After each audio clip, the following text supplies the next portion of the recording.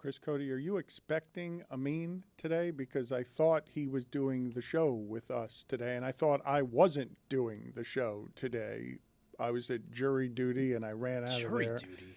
Why are you making that sound? You don't need to do that. What do you mean I don't need to do that? I've never done jury duty. What? Have you been summoned? I don't know. If I have, I threw it in the garbage. What are you doing? What do you mean, what am I doing? It's a civic duty, responsibility, and honor. Somebody to be a jury of your peers is a symbol of freedom. What are you doing? So I have to go sit on a jury instead of doing things that I want to do? Sounds like a sucker move. Or that I thought it was a civic duty, and you just don't show up, and there's been no consequences. I'm right here living my life, Dan. What are they going to do, Dan? What are they? Seriously, what are they going to do? You're going to ask this government If you ever got the letter, you could see what they would threaten to do at the very least. But here I am. I don't think it's certified mail, so you can always say never got it. That's right. It comes down to the character of the man. Yeah. Put it, or woman, put it on the poll at Le Batard Show. I'm an ally. Ken. That was really helpful there, and hateful from Mike. No one knew what he was talking about, so I'm glad we stepped up. Put it on the poll at Le Batard Show. Are there any consequences to not going to jury duty? Because if there aren't consequences, there aren't. Nobody would go. Okay, but am I not living proof? Well, I don't know how many times you've gotten something that you've actually thrown in the mail, thrown in the garbage can. I don't know. The notice looks very official, and they do threaten you with a fine. Yeah, but hold on a second. So I just purchased a house, and they send you so much crap in the mail that it's like, if you don't pay this, you're going to be in really big trouble. You know what I do? Rip it up and throw it away. Because half of it is an absolute scam. The other half may be different, but I don't know. Yeah, where does it say that the stuff that comes in my mailbox I have to open? And good luck calling me for anything. 100% of my calls, they got to be scam. I'm never answering the phone ever again. Right. Never. Put it on the poll at Le Batard Show. Have you gone weeks lately without answering your phone? Because I don't use my phone as a phone anymore. It's a computer. But when you mention mail, you guys will like this update from my leading the local news squatter story. I went by the house yesterday that had that squatter in it. 7 packages he had delivered to the front of the house. Is he my wife? While he's in jail. One of them. Did you open them? One of them, a saw of some sort. Oh, Jesus. Luckily you got him. Who knows? He was planning on doing a lot of stuff to the house, apparently. You need to do some work on the house, Dan? Yeah, some renovating. There were some under cabinet lights. There was all sorts of stuff. Look, man, I avoided a terrible situation. I'm thinking by very little amount of time, because once he changes the doorknobs and he's got the keys to the house, I'm talking to the officer and I no longer have the keys to my own house like that. And he had the doorknobs already. He was planning a full-scale renovation. Yeah, I don't know how much I'm allowed to talk about this because there are victims here, and I want to be careful of that. I'm very mindful of that. But also, squatters' rights is one of those FAFO things. I know that they're technically protected by law. I'd test that. I'd drag somebody out to the lawn and let's see who the law decides was right what's here. what. Or I just take off the doors and say, I'm sorry, I'm making some renovations. Purdue was a number 1 seed as Kirk Cousins look like J.C. Penney. Looks like his back, Jack. It's bracket time, so make a chart.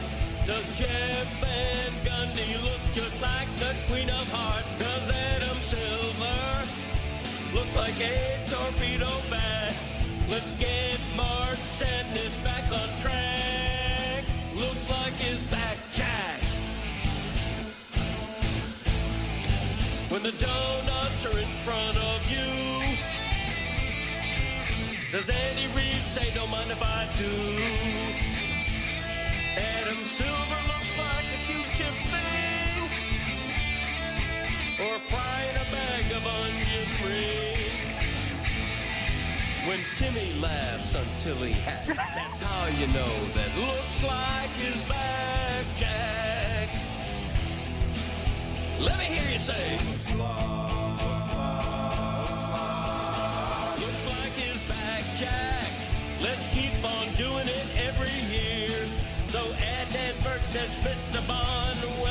210 Jeff Fisher looks like shotgunning beers at an NASCAR track. If you say this game's the best, I'll say it's a gag. Looks like his back jack. Northwestern is gone from the tournament. Jim Harbaugh looks like a casket salesman. Fairleigh Dickinson, 16 seed, repped by Mike McDaniel looked like a college student on a full ride scholarship for esports. What a run. Looks like his back jack.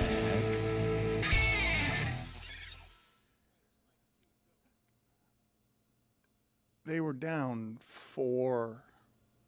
They were down 4 points with 52 seconds left. I really fell in love with that basketball team because of how tough that basketball team is for the University of Miami. And they end up losing to Purdue. And the reason they lose to Purdue, Zaz, is because while they were going 1 for 8 from 3 at the start of the second half, Purdue's shooting 75% from 3 for the second half after losing their three-point shooter to an injury. Purdue was ripe to be taken down. They played a very poor game for Purdue. Miami forced them into some of that, but they lost Cox, a player that they needed, but they just kept making threes, and they crushed Miami. The best season in terms of feel good, I think, that Miami has ever had, even though it didn't go as deep as some other seasons have gone, because it's the biggest turnaround in Division I history. Last season was the worst season in program history, and they turned it around, and it's the biggest turnaround ever, and I really grew to like that basketball team, and they just got beat by randomness at the end. Oh, I don't think it was randomness. I thought Purdue executed at a much higher level, and they were better, which is, they were the number 2 seed for a reason. They had a little midseason hiccup and found their form in the tournament. They killed Miami on those high screens. And I thought Jay Lucas did the right thing in having Shelton Henderson try to guard the Big Ten's all-time leading assist leader, and he just ate them up. Miami had no answers for it all game long. It helps that they had a shooting guard that flatly did not miss, but there's no taking away the feel good from this season. That was the single greatest one-year turnaround in that sport's history. Beyond proud and excited for next year with a 5-star coming in and proof of concept to show the entirety of the transfer portal. Miami's headed in a great direction. It'll be fun to watch Henderson's growth once he learns to shoot, because he is still young. And you learn in some of these games that these guys are just learning how to play basketball. The defense of Florida, we can give Iowa the credit for a really wonderful play with 8 seconds left. But Florida can't allow that to happen that way. And then the end of the St. John's game, it's just people learning how to play basketball that we're treating like professionals. Can you guys tell me, did they start this year with the halftime interviews of players? Because we're treating them like professionals, and they're all just learning how to play basketball, even though some of them are making $2 million a year. But I have found strange watching players interviewed during the game. They started doing some of that in college football last year. When did this start happening? When were player interviews part of the media package? Did it come with the pay? I reached out to an SID because I had never seen it before. Now, granted, I just jumped back in because the last 2 seasons of Miami Hurricanes basketball, it really crushed my passion for the sport. But they've replaced coaching interviews at halftime with player interviews. I'd never seen it before. It's all new access for the NCAA tournament. So when Mike says those look, Purdue is better. They're the 2 seed, and their execution was great. But even with what I told you, Miami 1 for 8 from 3, and Purdue 75% from 3 in the second half. They're still down 4 with 50 seconds left. Yeah, and the three-point shooting, the free throws as well. Too many fouls. Purdue was on the free throw line a lot. I thought late in the first half, I'm watching, Kansas are going to win this game. They were up by 7 at the time. Just so physical, and they just couldn't make shots. Miami was more athletic than them, but Purdue, undersized on the perimeter, still found a way to stay in front of the opposing player. Miami didn't feel comfortable really attacking the basket. It was weird. They're looking for fouls, but they're also looking for contact, and they're terrified to go to the line. Malik Renew, who I think we have a photo of him at the concession It's so post-game in full uniform here at the concourse. By all accounts, was super nice to anybody that approached him in full uniform, waiting for some pizza in the concourse. You don't really see that often. Not big time in anyone, just waiting his turn. Yeah, he was a little timid, which we saw a little bit of that in the first half against Mizzou as well. I think ultimately just ran into a team that's better, and this is year one with Jay Lucas building. It's a bummer, but Purdue kicked their ass in that second half, and I think at a certain point you got to tip your hat to the opponent. That first 6 minutes of the game against Missouri was brutal. It was a brutal stretch of basketball. Miss, clank off the backboard. Missouri get it, turnover. Miami got it, clank off the backboard. Missouri got it, put it in the stands. We knew what this Miami team was. It was a muck it up kind of team. They're not a fast-paced team. They're not a team that can shoot. And you talk about it, Dan. 1 for 8 in the second half, and they went 75%. Whatever that was, it was that's the game right there. It makes it really easy to play basketball when you can shoot threes and the other team can't. I felt a little bad, too, on Friday night. Now granted, the game was in Missouri, so you're going to have a Mizzou crowd there, but there was no one there all weekend for the Canes. There were no Canes fans there. Zero. That's why it sucks that they put it in St. Louis, and the next round would have been in San Jose. You didn't get a break from that perspective. But again, they ran into a team that kind of kicked their asses in the second half. You wear it, and then you get super excited for where this program Purdue's is going. always in the Sweet 16. They're really good every year. They played a really good team yesterday. They get beat by a bad team in the Sweet 16 that goes on a run, or they get beat early. That's their MO. They always lose early. This is the second time in history that everybody in the Sweet 16 is represented by a power conference. Oh, really? Yes, and the previous time was last year. Texas and Iowa are your Cinderellas. It's a little bit different. No, you can't call Texas Cinderella. You can't do that. One of the other great teams in Miami history, the Tim James team, also lost to Purdue. Gene Cady. I was not aware that Matt Painter, the Purdue coach, has coached the 21 years since Cady. I was not aware that Cady was gone for 21 years and they just simply replaced him. It's a little hard to replace the legend, correct? But he's just stayed there for 21 years. You guys have seen this Kelvin Sampson sound, right? Purdue doesn't have any preordained right to be as good as they are. And Kelvin Sampson was giving some sound for Houston where he's explaining that they're good despite what is, in today's day and age, the biggest handcuffs you can have in college sports. We have a very poor athletic department. We're poor. We're poor when I got here, and we're still poor. We probably have the lowest budget of anybody in Power 4, and the way our recruiting is going, we have to stop at some point because we don't have enough money to keep bringing in really good players. And that's not easy for us to do. People ask about recruiting. Teams that have the best recruiting classes usually have the most money. That's the way it is today. That's simplified.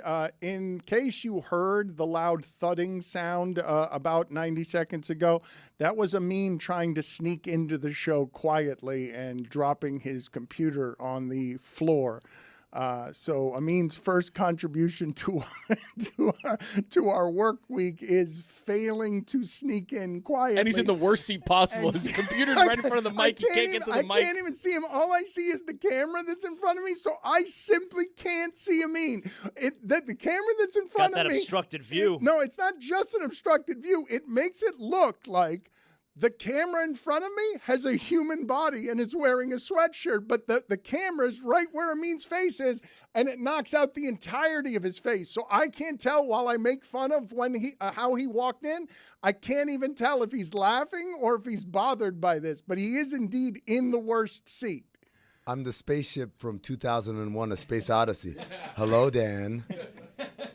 You're having a wonderful show today. You just made it better. Thank you for being here. I want to update our tournament some because I got to get rid of a whole bunch of teams, but I don't want to just skip past what this University of Miami season was just because they lost at the end. We don't get many opportunities to sell. This would have been, in the last 5 years, their third appearance to the Sweet 16 if the last 50 seconds had been a little bit different, and sandwiched in there is the worst season in program history. And you don't get a lot of opportunities to have someone knocked out a little earlier than you'd like and still do the craps roll thing of good season, good roll, good season, hell of a run, because what they did was really impressive to watch. And I really just found myself enjoying the way they played basketball because they played so hard. Like they were clearly trying all the time. Let me ask you this question before we get to our tournament. Dan, are you like me? I had to learn to like this style. Because obviously, I'd prefer making free throws. Nothing makes a sports fan rip their hair out more than a team that just can't make free throws. Yeah. It's like the easiest bit of banter that a sports fan can yell from the stands. Why don't they practice their free throws more? Yeah, make your free throws. I could not shoot. The game has evolved to a point that people shoot from the outside, but this is another reason why I've kind of gravitated to college basketball in that these teams have identities. We're in the pros. Everyone kind of plays the same style. That's one of the things I'm really enjoying about the tournament, too. Like, they'll take mid-range jumpers. They're using the floor, you know? Yeah, I don't have delusions of grandeur, right? I know what my team is. I had to get used to it. I'm like, all right, well, Jay says we're going to throw it at the shot clock and go get it and try to be more athletic and rebound these. That's who we are. Let's get a shiv and get after these guys. And this team made me adapt. I underestimated their talent, and man, thank God for them. Injected this program that felt a little lost after Jim Larinaga knew that the time was right to step away.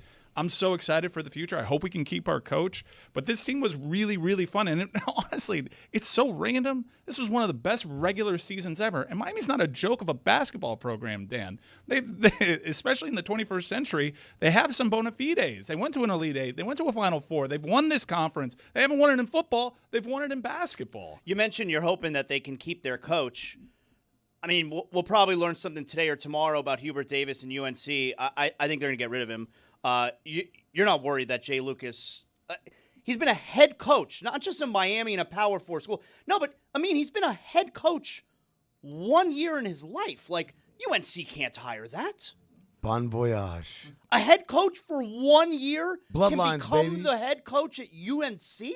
Bloodlines. He's the son of John Lucas, man. He's been coaching is in his blood. He's been a coach his whole life. They're gonna say all those things. Do you think it stops him at all that he went to Duke and wouldn't want to coach at North Carolina? That he was a Duke guy? I understand it's a great job. I understand that. And one of the reasons, by the way, Mike, that I bring up the randomness of some of what happened, because the Hurricanes had three halves where they shot threes well and then didn't. But Miami, when leading at the half, was 18-2, and Purdue had only won 2 games all season when they trailed at the half. That was the third one all season that they won after they had trailed. But what do you think, Amin, or the camera that seems to indicate that Amin is here? You think that Jay Lucas would forsake Duke? I mean, that is the job that you would do it for, but it's also the job that would test that allegiance the most because of how much Duke and North Carolina hate each other. Like, if you're going to betray Duke. But he's not a Duke alum. No, he was just an assistant there. Okay. His loyalty is not to that And program. let's just, for the sake of argument, let's just assume he was a Duke alum. There's only a handful of these jobs that are on that level, right? It's North Carolina, it's Kansas, it's UCLA. Kentucky. I'd throw Duke in there. So, yes, absolutely. Forgetting about the fact that Miami is a smaller program compared to just regular powerhouse basketball programs. But then when you talk about among the powerhouse basketball programs, this is the elite of the elite of the elite, the blue bloods. This is the thing that, money aside, just recruits on name alone. You can never pass off that job if you're at Miami or any other kind of smaller program like that, unless you thought that the Duke job could be available, but it doesn't seem that way with the job that John Shire has been doing. Jeremy, would you do me the favor of looking up the origins of blue bloods and why royalty is known as blue bloodline? Because we use that phrase all the time, and I'm not actually sure where it comes from or what its origins are. When I mention that the Hurricanes play really hard and are a tough basketball team, Eric Spoelstra says of his present 4-game losing streak, we're going through a little bit of pain. It's going to make us better. Is it? Like, I feel the Heat are kind of topped out on pain and achieving. And when I think of tough and playing hard, this isn't a problem of playing hard. Like, this is, like, how much better is this team actually going to be through anything that he can do or any effort that can be applied? Like, when he says, I generally agree with that statement, going through pain will allow certain people willing to embrace it to grow and certain teams to grow. But how's this going to make them any better, losing on a tip shot there on the day that Kevin Durant passes Michael Jordan on the all-time scoring list? It's a classic Spoism is really what it is. Doesn't mean it's not true, but it's a classic thing that Eric. Well, I think it's not true, though. I'm saying it's not true. Like, I'm saying in this instance, they've suffered all the suffering that they're going to suffer. You're right, because as a result of the current 4-game losing streak, it's looking pretty likely they're going to finish in the 9-10 in the play-in, which, of course, means the best you could do is finish 8th if you wind up winning in the play-in. And no one's going to say, hey, remember when we lost all 7 of those games? Because they're going to. All 7 of those games in that stretch after the 7-game win streak against good teams, it helped us. Like, we're better off for it. Well, no, you just lost in the play-in. Like, your season's over. They're not going to be better for it. Well, but one of the stats, though, that lets you know that their effort is sort of maxed out, as is their achievement, is the quote that he says, our defense for the season is top 4, top 5. But against playoff teams, it drops out of the top 15. Because they're doing the most they can with the people that they have, and this is maxed out. And it's going to lose to the better teams on the road. Isn't that how all stats work, though? You beat up on the bad teams and you do No, the decent good against teams the are good good against the good teams, too. But I would bet even they are better against the bad teams and just do fine against the good teams. Right, I'd like the Heat to do fine against the good teams. They've beat the best team in each conference, for what it's worth. Okay, but like Spo just said there, their defense is completely average, 15th, when they're playing the good teams. I mean, they got some good wins. That's not bad. Like, that's the point. Like, if you said, but they're elite against the bad ones. Yeah, that's what makes an elite defense. Every season-long stat is built on the corpses of all the bad teams you beat up, right? And so if we were to create the ultimate strength of schedule where the Heat only play the best teams all the time and never play the bad teams, and you told me they're 15th as compared to everyone else's defense who get to play the bad teams, well, then that's pretty good. I mean, I'll ask this out loud. I don't know the answer to it. The Heat are playing the Spurs tonight on national TV, so I'll use the Spurs as an example. Do you think all the Spurs numbers are just average against the good teams in the league?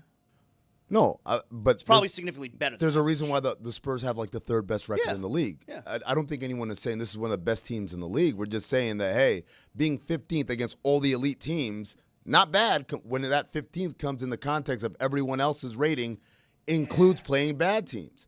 And so, the idea here is you guys are like, oh, they're going to end up 9-10. They're a game and a half behind 5. I know, but in this stretch here, they have 3 more games tonight, San Antonio, back-to-back against Cleveland. Like, they're going to lose 7 in a row. Minnesota went to Boston yesterday and without Anthony Edwards, and they won. I was like, there's no chance. There was no chance. They went out and won that game. Like, there's no foregone conclusions.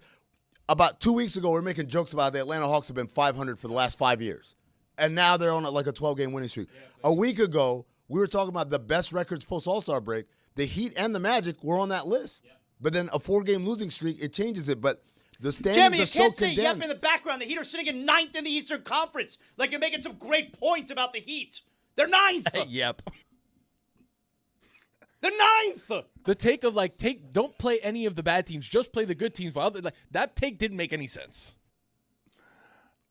The things that are plaguing this franchise at present are something that Stan Van Gundy always used to point out and people would ignore. He's like, why do we ignore the upcoming schedule? Why, with these winning streaks, do we ignore who they've played during the winning streak when they're beating Brooklyn twice and the Wizards?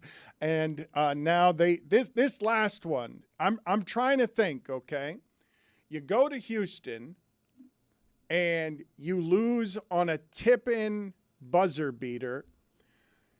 you are a team that has blown 33 double-digit leads since last season, more than any other team in the sport, and yet that one felt worse to me than anything that I could remember outside of that Utah loss at home this season, because when you lose at the buzzer and you're reeling and you've got tough games coming up, I'm trying to think this season, regular season, give me one that hurt the way that one did, where you're playing a team you know is good, you're trying to get right, you're trying to get better in the middle of a losing streak, and you make the stop against the guy who's now 5th passing Michael Jordan on the all-time scoring list, but a tip-in beats you. Well, but also, you got to leave out the worst part of it is the possession right before it was a miracle. The Heat have no timeouts, and they stole the inbounds pass and scored with 5 seconds left to take the lead. That shit never happens. And then you get the final play where, yes, Bam, incredible defense on Durant, and you still get the tip at the buzzer. In a 30-20 game. That for shit Bam never too. happens. They stole the inbounds. Give me one that felt worse than that one this season for you, Jeremy. Give me one as someone who cares and wants to be right about, because Mike's saying a lot with that smirk. There's a lot being said with that smirk back there on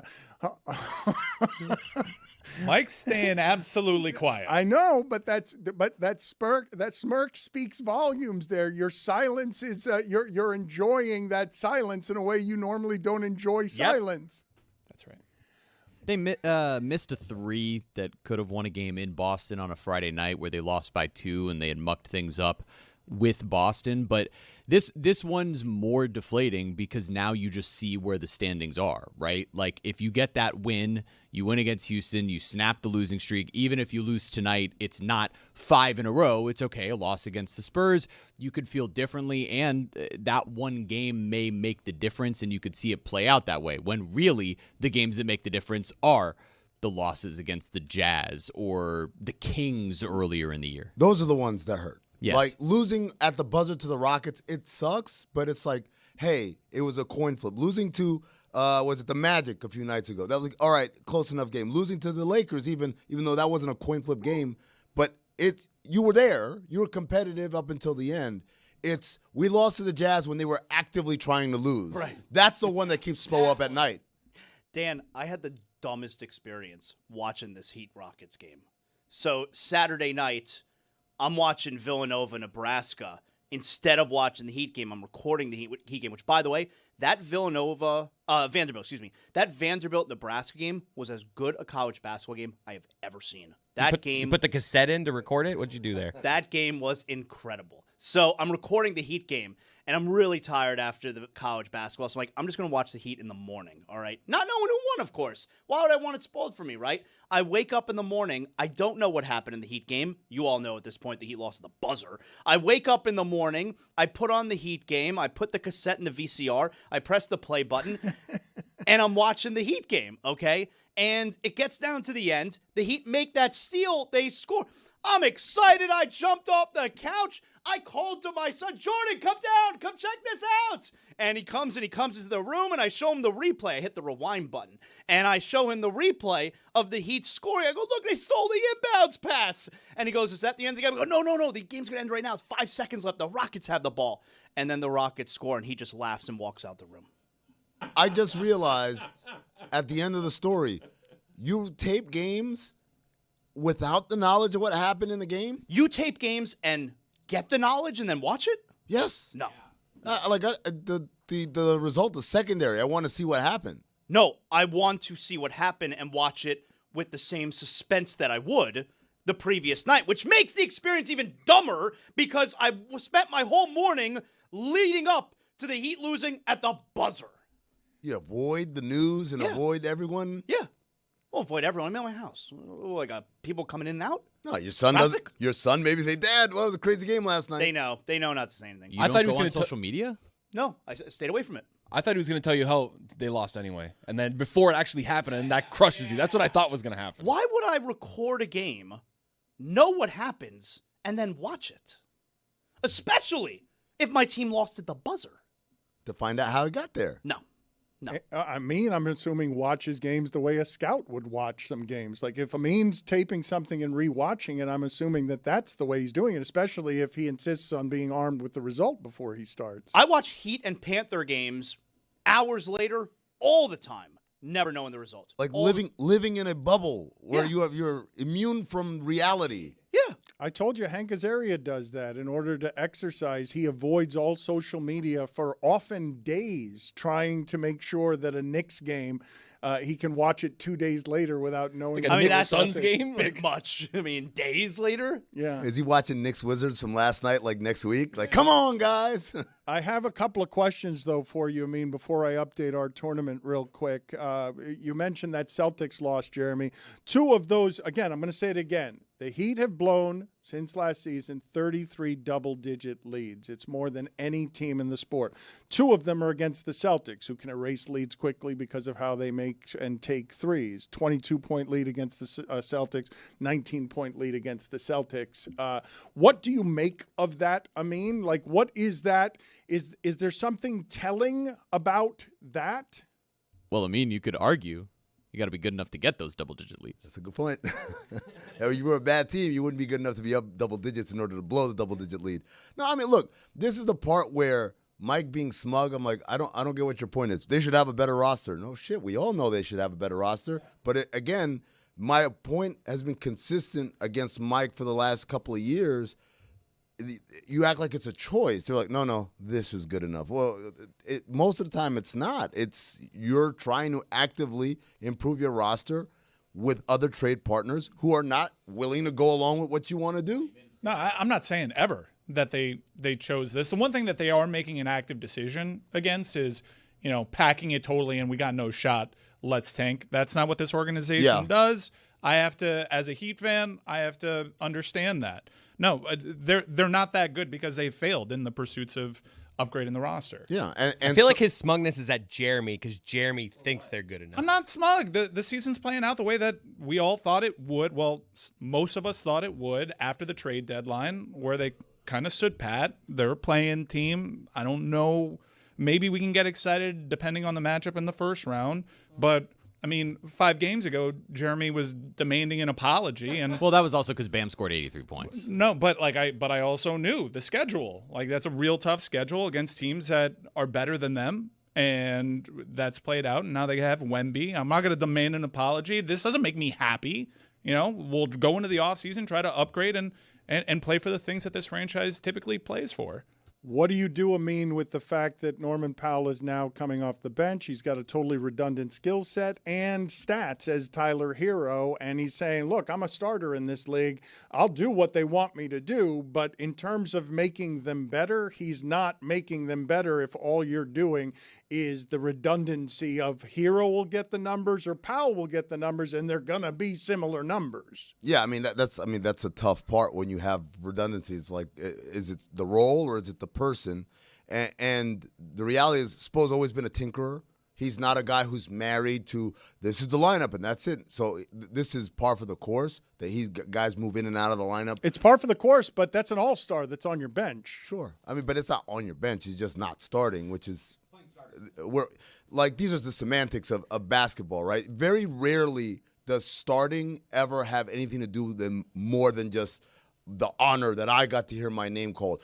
Every once in a while there are players that, I remember we had this with Grant Hill when I was in Phoenix. Grant Hill, his second season with us, we're going to bring him off the bench and let Matt Barnes start.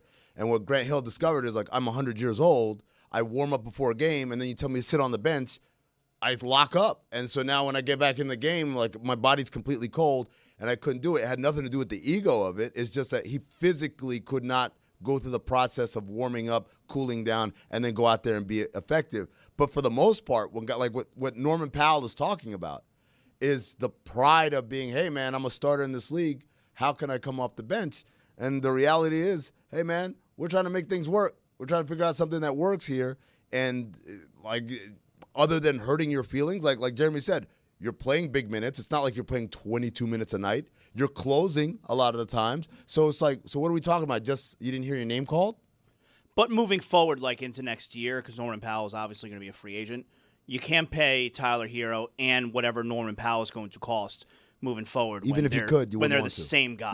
Even if you could. Even if like we have. No, I mean you could. No, you could. Yeah, but you don't want to. Well, yeah, it doesn't make sense. Right, that's what I'm saying. So you can either do one of two things. You can either engage Norman Powell in a sign and trade deal and see what happens out there, or you say Tyler Hero under contract with a now a very decent looking number. Yeah. When he signed it, everyone lost their mind. Now it's like, oh, this is actually a really good deal. You go out there and you see what you can get for him. Absolutely, that's a prudent thing to do, but it's kind of foolish to sit here and say, well, I'm going with this guy or that guy. You got to see what the options are. Actually, the thing that they should have done, they should have had the foresight, and it would have been a balls move, but they should have had the foresight to say, you know what, we could sell really high on Norman Powell at this trade deadline. Like that's if they it would have been a balls move. But that's really what they should have done. It's a balls move, but you know what? End up doing it sends a message that like we are not all in on competing this year. And like Mike, that goes back to what Mike said. This organizationally, the decree is we don't tank, we don't circle the wagons. We continue to fight, and no matter wherever it lands, we take our chances as long as we got a shot in the postseason. People felt the same way about Andrew Wiggins at the deadline, right? Which was you have a guy with a player option at $30 million going into next year. He never plays. And he hasn't played for the last 4 games. He's been their second best player this season. He's had a career year. He's been really, really good. And without him over these games, you've missed him as a wing defender and another offensive threat. Also, blue blood, it stems from Spanish nobility. So for the folks who did not have to go out and work, their skin was lighter, and you could see their blue veins, in turn, blue blood. That's interesting. I have a question for Dan, Jeremy, and Zaz. In that order? Collectively, you can answer it. Like I don't want to be a tanking franchise. Yeah. I don't. I think that there is a difference in one isolated year to know that, all right, we don't have it this year. Let's kind of pack it in, reassess. You can couch it by saying, let's develop some guys. I don't think that's tanking. If they looked at this year, said, we're not really going anywhere that we want to go, let's try to build up some assets. I think that's a mid-season evaluation that you make, and for the better of your franchise, you try to develop these other pieces. I don't think that makes you a tanking franchise. I really don't. I don't think that's counterculture. I just look at the success that they've had with the guys that they've drafted, where they've drafted them. Like I heard Tony say in the background, like, oh, it's a good draft. Every draft is like, oh, you can get this guy here, you can get this guy here. If you're drafting at 11th or 12th because you decided to tank after the deadline, I don't know the difference that's making for the Heat in particular from, say, drafting 15th. You know, that's where they've acquired all of these guys who have overachieved or are really talented young players. Khalil Ware is very, very talented. Kasper Siakachonis has looked really good for a 19-year-old point guard. So I don't know the difference between those two things. And personally, whether it's from, someone who covers a team, but really even just from the fan perspective, like, I'd rather watch the rest of the season knowing my team can win on any given night. That game against Houston's entertaining. Doesn't matter what the fans want. The person who runs your franchise is 82 years old and over his dead body. Like, he's not going to tank. Like, he's not going to spend this portion of his life trying to build something for 5 years from now. Like, he wants to see if they could do what they did against Giannis in the first round again, and he's going to be wrong, but this you got to blow out Pat Riley if you want to lose on purpose or if you're not going to try. Right, but I guess the disconnect for me is I'm not suggesting something that's an affront to your franchise's DNA. I'm just, rather than do this for 3 years, I'm saying let's do this for a couple of months and put yourself in position where you can be more aggressive this offseason and take into consideration the fact that you are 82. You're on a treadmill right now. Let's hop off. I think that's a quicker way to get to where everybody wants to go. I do wonder how much did the experience, because they have tanked before. Okay, they did in 2008. And I wonder how much the experience of it that resulted in Michael Beasley, which flat out did not work. Like, I wonder how much that changed their MO, that they're never going to do it again. I'd say it's something else. I would say that greatness usually doesn't have very much self-awareness about decline. Greatness has overcome so many odds that it always thinks that it can overcome the next ones. Like, I don't generally think that there's a lot of self-awareness where Pat Riley is saying, no, I can't do this. I don't have a chance because he's always had a chance. And when he was a player, when he was in college, when in every role he's ever had, he's thought he's had a chance. Why would he be someone who would have self-awareness about my team isn't a team that can win when they won as an 8 seed against a 1 when it was Giannis? Isn't Blue Bloods the show that Stan Van Gundy watches like every Tuesday night on No, CBS? that's the CSIs and the Chicago's. No, you got the mustache. No, I'm with Amin. He's definitely a fan of that too. Donnie Wahlberg. Tom Selleck. I think I saw JB on it. Jaylen Brown was on an episode. Oh, yeah? Yeah, I think so. By the way, I think we need to give Stan Van Gundy a shout out here because we all rolled our eyes last week when he told us the best shooter in the league is Luke Kennard.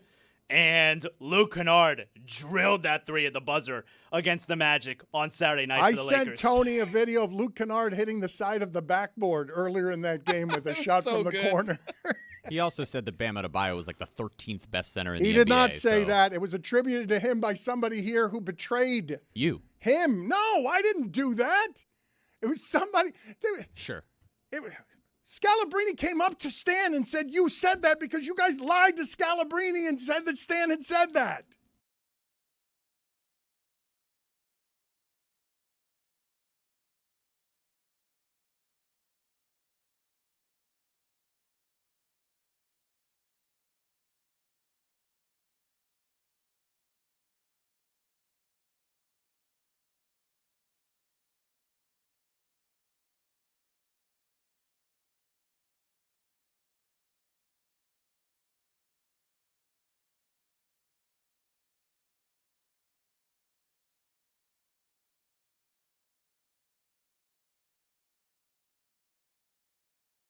Bert Kreischer. When you're taking your shirt off and using your body as comedy, you're going. That's Florida, bro. You're going maximum That's Florida, man. That's Florida. When did you decide to start doing that? When was it encouraged? When did that become your signature? The idea that you're up there just throwing your body at the people here in a tight pair of jeans shirtless. I was. The jeans have gotten tighter the fat I've gotten. They weren't always tight. My daughter said Baby Walrus needs to move out of skinny jeans. I started doing it just to cheer myself up because you get on the road and do like a Thursday night and you'd be like, I got a whole weekend ahead of me. This is gonna be a long weekend. I'm missing my family. It's not sold out. So I would rip my shirt off and kill a beer to make myself giggle because I thought it was silly and to remind myself this should be fun. And then one night I was in Columbus, Ohio.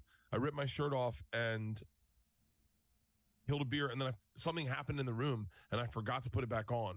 And one of the comics I respected was in the back and he was like, bro, you just did a whole hour with your shirt off. And how does this work with comfort with your body? Because not everyone can do that. You're the first to be doing that. Not everyone is comfortable enough with their size to be in front of thousands of people shirtless like that because it is funny. It's interesting because I have this reverse body dysmorphia. So like I heard a story, secret time. Obviously I'll tell you, but secret time. I heard a story that Chris Pratt was a fat kid growing up and that someone told me like he'll always be fat in his head. No matter how great of shape he is, he'll always think of himself as a fat kid. I was in shape as a kid, and so I do not see myself fat at all. As a matter of fact, I think in Razzle Dazzle, I look low-key jacked. I think I look better than I've ever looked. My shoulders, dude, look at my shoulders. You are jacked. Oh, yeah. You got some cuts right there. You see it there? I mean, I'm feeling good. I feel great about my body. The new Netflix stand-up special, Razzle Dazzle. Oh, look at that. Look at that. Bert, stop making those Never show your belly button. Yes. Do that thing where you're, Let's increase your female viewers. make your boobs move. This is a body you can get. Razzle Dazzle is the stand-up special. How old would you have to be? What is the age if I came up to you and said, Bert, you're not going to believe this, but the new movie, Machine, it's in theaters in May, and Razzle Dazzle, a Netflix special, is happening. At what point in your career, at what age would you have said, yeah, that's a possible dream? Oh, 50? Where I am. I didn't think any of that was going to happen. Listen, I got to be dead honest with you. I shot Razzle Dazzle in November, And I'm used to the Netflix specials, but with the Machine movie, that was sitting on a shelf. They weren't doing anything with it, and they weren't going to release it. And it wasn't until I leaked it on Rogan that it got life. And so ever since it's got life, now it's got real life. And so I didn't think the movie was ever going to come out. Dan, Bert's got me feeling confident. You know what? I'm going to join you, Bert, taking the shirt off. Wow. I love it. Well, I'm going to have to do it, too. I, too, was ripped when I was younger, Bert. I'm going to have to do it. Let's all be. Come on, bros. Oh, man. I don't really want to do Round the this. horn. but- Stu, you're looking good. The Mano Lantern. Thank you. Okay. Oh, my Dan, we're God. doing it too.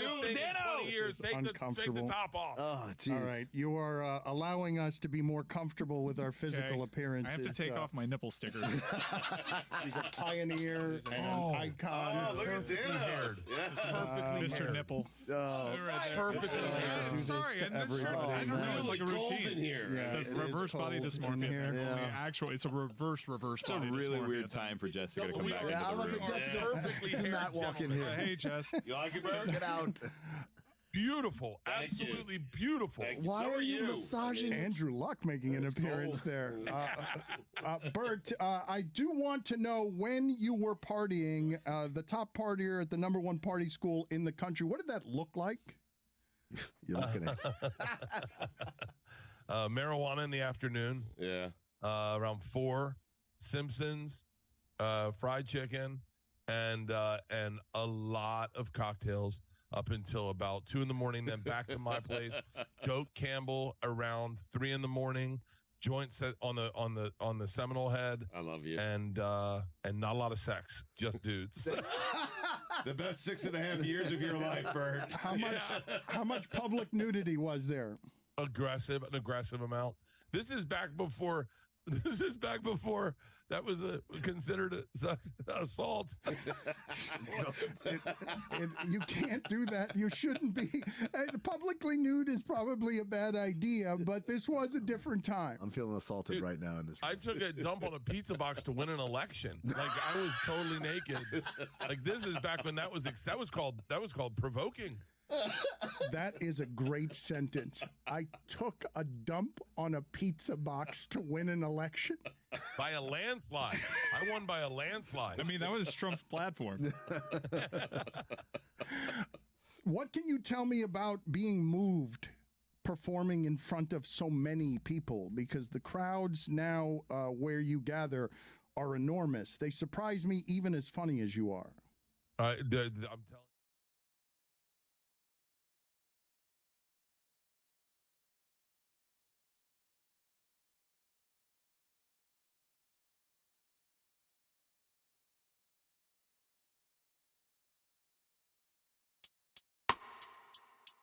Start of the day, start of the day. This is start of the day. Start of the day, start of the day. This is start of the day. Start of the day, start of the day. This is start of the day. Start of the day, start of the day. This is start of the day.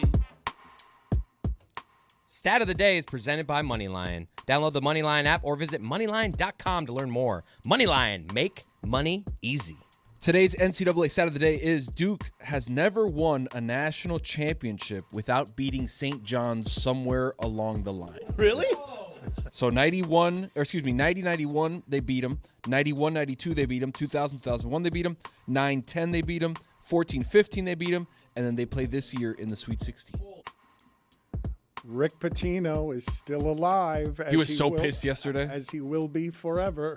Shout out to my guy Kaz. He said that the world could end, nuclear war or whatever, and there could be 8 people left, and Pitino will get them to the Sweet 16. I've made the joke for years that the only 3 things that will survive a nuclear holocaust are cockroaches, Twinkies, and Drew Rosenhaus. I'm gonna add Rick Pitino to that list. Wow, a Mount Rushmore. Also, keep an eye on the doomsday clock. Kansas. A little self-reflection from Bill Self after that game. Uh-oh. I don't like what I'm seeing. What did you make of the way that game ended? There were a lot of great finishes in college basketball, but the way that one ended, where you're allowing a layup at the buzzer, you never with that amount of time is anyone ever allowed to get roll right to the basket and just make a layup at the buzzer. I remind everyone, you're watching children.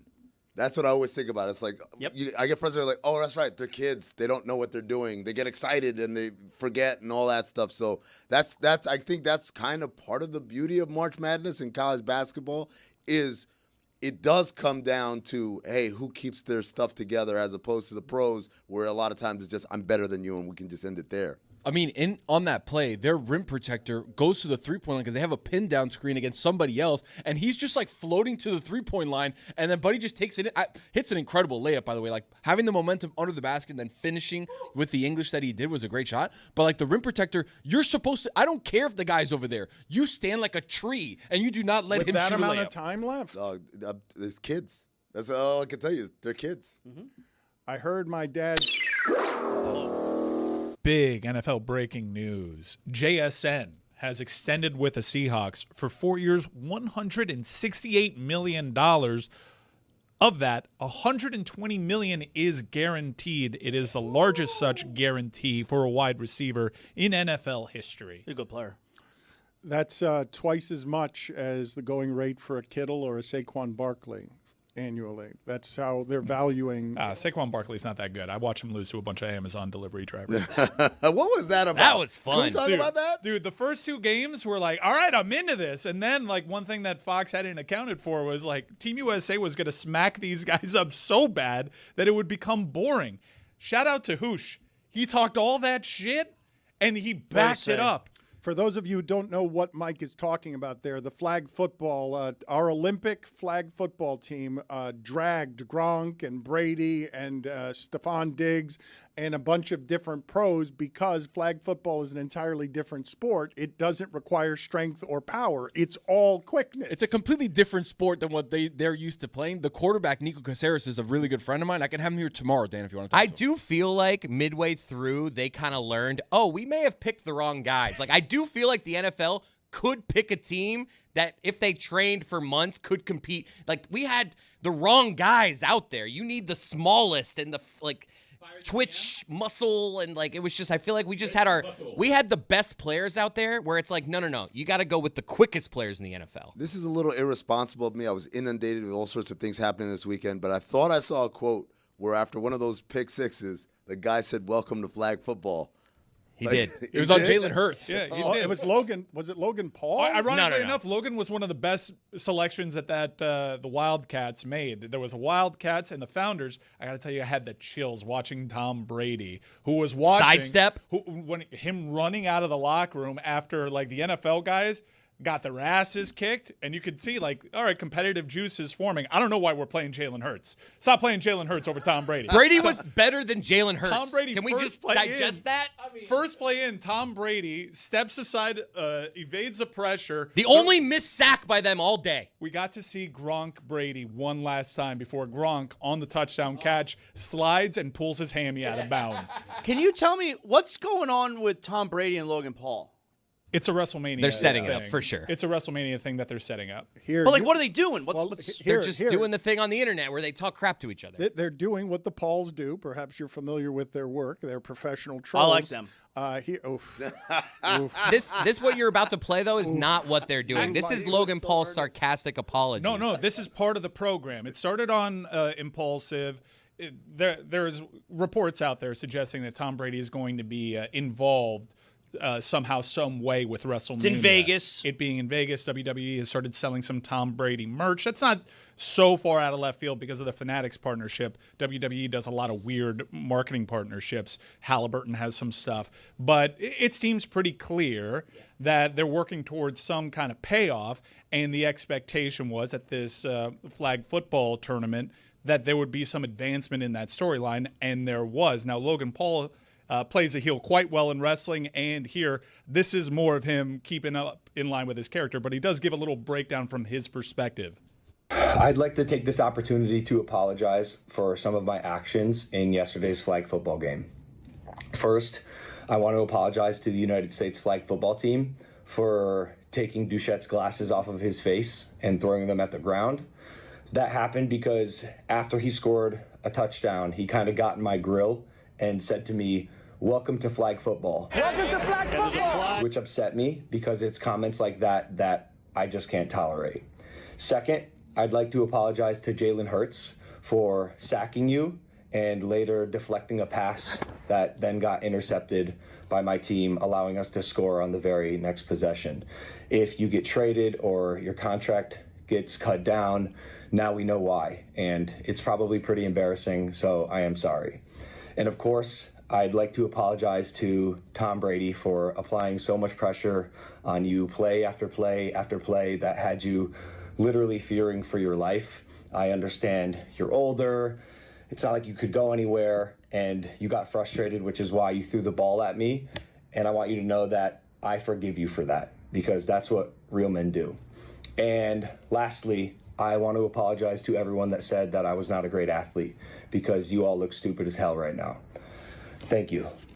To Chris Cody's point, okay, we all saw Gronk as the last line of defense on that lateral Kenyon Drake play where we all learned, that Frankenstein monster doesn't move that great when it comes to quickness and laterally. I was telling this story the other day to a couple of people in college. Our intramural football team made it to the semifinals of a flag football tournament because the University of Miami players like Cortez Kennedy, they were on our sidelines, and the referees were intimidated by them because they would be very menacing. We didn't deserve to be there, but once we got to the semifinals, we promptly lost to a team that had audibles and wristbands with plays on them, and we're like, Was it Izzy? We're like, nobody's going to beat that team. That team's going to obviously win. That team got smoked, okay, by a bunch of Asian kids from the business school, one of whom actually came to the game with a briefcase because quickness is all that matters in flag football. Like that, and their quarterback, the guy who came out with the briefcase, they had two rushers and they couldn't get it. Like when they had two rushers, and so your friend Tony is probably impossibly quick. He is very quick, but has a great arm. You could see he was leading throws. He was putting the ball in excellent places. He's not even QB1, by the way. Like I think he's made the determination that after playing against NFL, quality guys, he's QB1. Some of the throws that he was making were incredible. He was like 11 for 11, like midway through like game 3. But Hoosh also plays quarterback, and he's far more twitchy than like almost anybody else on the field. But Tony knows these guys because it was really funny. The coaches were wired for sound. Team USA's head coach is a Miami guy. Yeah. And you could tell right away when someone was screaming "Oye" to get people's attention. He also doubles up for Team Cuba in the flag football world, which I'm gonna try out for. Wait a second, man. Hold on. What? But Cuba from Miami. No, but he get for both teams? Well, no. This is the offseason. This is Worlds, though. This is different. This is the Olympics. I mean, come on. This is amazing, man. Have you ever lost to anyone with a briefcase? No. I just said briefcase to ass. Dan, that would traumatize me for life. That like I got my ass handed to me by someone with a briefcase. It was so abundantly clear that this is just a different game, and Bob Saleh did not have any answers for it. They didn't know the rules. They would like anytime one of these twitchy Team USA dudes would come by there, they would just grab them, which is against the rules because they don't know how to pull the flag. It was really tricky for them, and I realized like, man, Hoosh Doucette and Team USA, like, they know what they were talking about. Totally different sport. Hoosh is probably more likely to be effective in the NFL than Mahomes is in this sport because it's just a totally different thing. The Bengals could not have enjoyed watching Joe Burrow play that game. No. He was a crazy person out there. There were 4 or 5 plays where it's like, oh, he could have got seriously hurt right there. Like, I bet you that their owner was probably like, he's offseason, let him do his thing. They probably didn't put much thought into it. I guarantee you they regretted that instantly. Before we update our tournament, when I heard my father's voice there on the stat of the day, it reminded me of a story that my mother just told me about the end of that Lakers Heat game the other day. Doncic, just crazy how good he was in that game. That guy's really good. And just crazy how good LeBron still is. That doesn't make any sense. There has never been a human being like that in the history of Earth. Like that has never existed before. The idea that he could have a triple-double as the oldest player in basketball. It's just insane. But my father was complaining because there were Laker fans in front of him. And he was yelling and screaming about the fact that he couldn't see the last 5 minutes of the game. And an usher came over and tried to get those Lakers fans to leave. They ignored him. They would not leave. And so my mother is telling my father the entire time to settle down, which is making him even angrier. And I'm like, Dad. Mom, they didn't have seats there? Sorry, just to clarify. No, my parents. No, I know they did. The people in front of them. No, they were just standing, but they were making a lot of noise. My father was getting mad. And your parents don't stand. You're allowed to make noise, though. My point is, I thought you made it seem like there were people that weren't supposed to be there standing in their way. No, I did not mean to say that. There were just simply people in front of my father who he was asking for a long time, please sit down, I can't see the game. My father was not able to see the last 5 minutes of a really good basketball game. But they're just following orders, Dan. Michael Biamonte tells you to stand up and make some noise. Well, that's for the Heat they're supposed to. Not for the Lakers. Yeah, that's true. So an usher came over, and they ignored the usher as well because evidently it didn't elevate to ejection status. But my mother was telling my father, please stop making a scene. And my father was complaining about that, which made him all the more agitated. I'm like, Dad, Mom is afraid that in these situations, when people in opposing fan bases have too many drinks, fights start and you're going to get punched. And my father says, and what? I punch back. Oh, wow. And I'm like, Dad, you're 82. Dealt with this before. My dad trying to get tough and Yeah? something I'm going to have to end up on golf courses. This happened before. Tell the story. Well, I mean, I think it's happened driving with him before because he's very angry at other people where he wants to up you at somebody and then all of a sudden they're like breaking and we're level with us and it's like, oh, now Dad, you just told them up you. Does he roll down the window and say that? My dad, the road rage, my dad is the angriest I've ever seen him. For real. In person and stuff on golf courses, he's had little things, never more scary than on like, my dad is, if you cut my dad off, hey, look at this asshole. Like, my dad is like, he'll get up on your, like, on the car. Like, he'll pull, like, if you cut him off, he's then going to pull up behind you. So you see him behind you, like, oh, this guy that I just got in front of doesn't like that I just did that. Greg Cody full of bile and venom. I can't imagine that. Now, Dan, you've known him a long time, obviously. Oh, no, I've seen him angry a lot. Yeah? He's unreasonably angry. His anger, it doesn't deal with logic. It happened once in here. With me, at least. It was, but no, not like the way he's talking. No, but even with me and my brother, like throughout my life, my dad does get really angry, but he's the king of a half hour later. Oh, yeah. Hey, sorry about that. Oh, he'll apologize. Like, just like, hey, I know I may have overreacted here. I'm not happy with what you did. I doubt it's an I'm sorry. I doubt it's I'm sorry.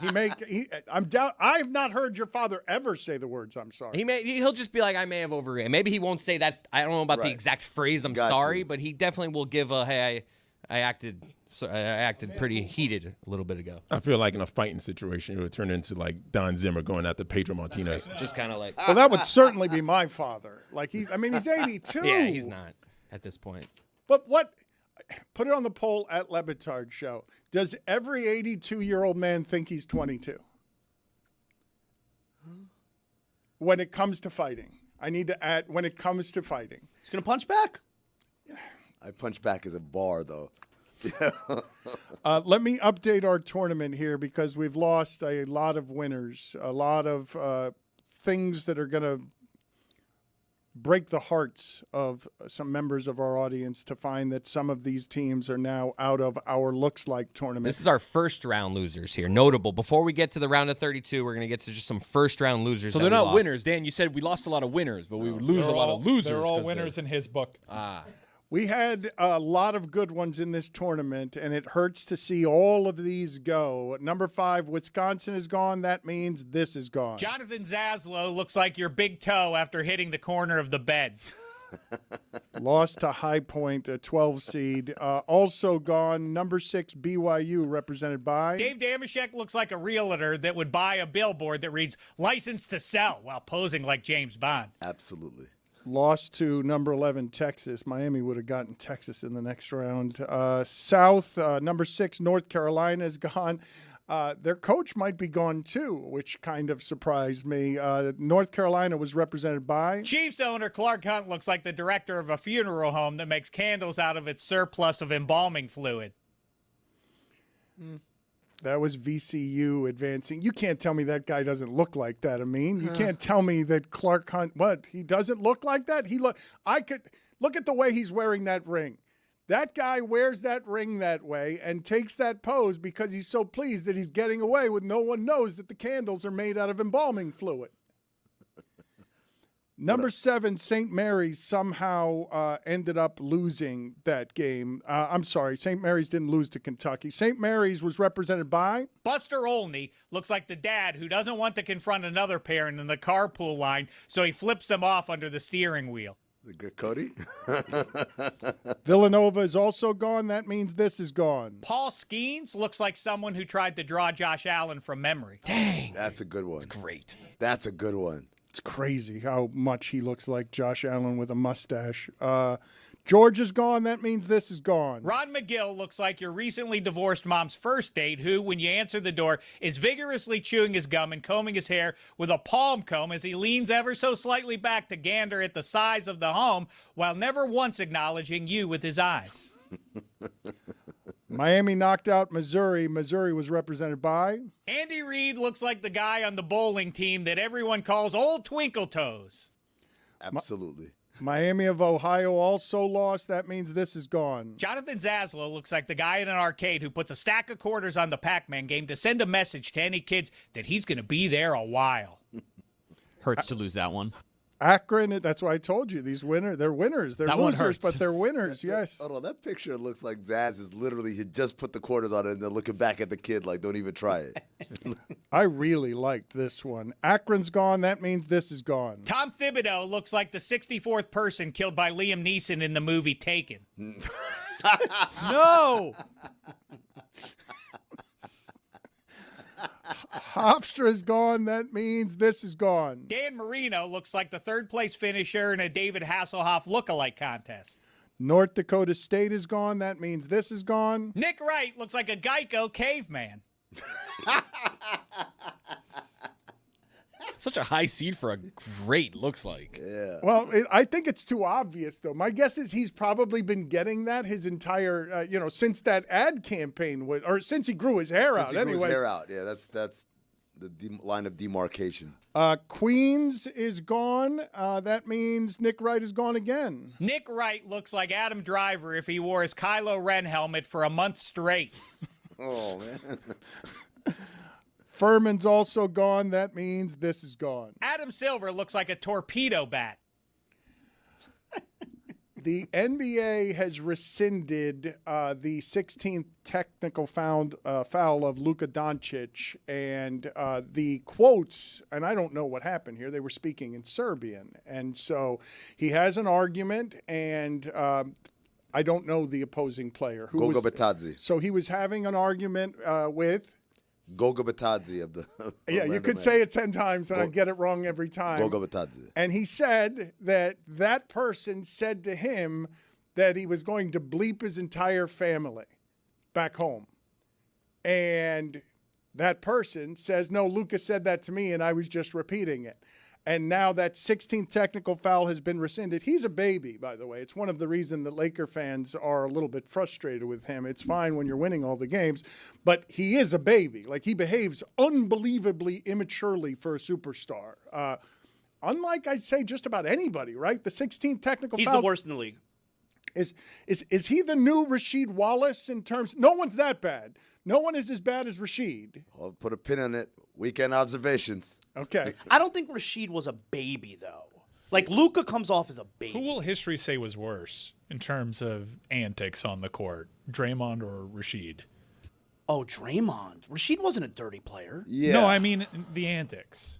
But the antics of Draymond were all directed at opponents, whereas Rasheed's antics were directed at officials. Mm-hmm. Like, it's just my entire life, Rasheed's kind of been that gold standard, and I'm suggesting maybe we move to Draymond? The distinction that I was making, right? The reason I went to Rasheed and just bypassed Draymond is because Luka's just going after refs all the time. It's the same thing that Zaz was just saying.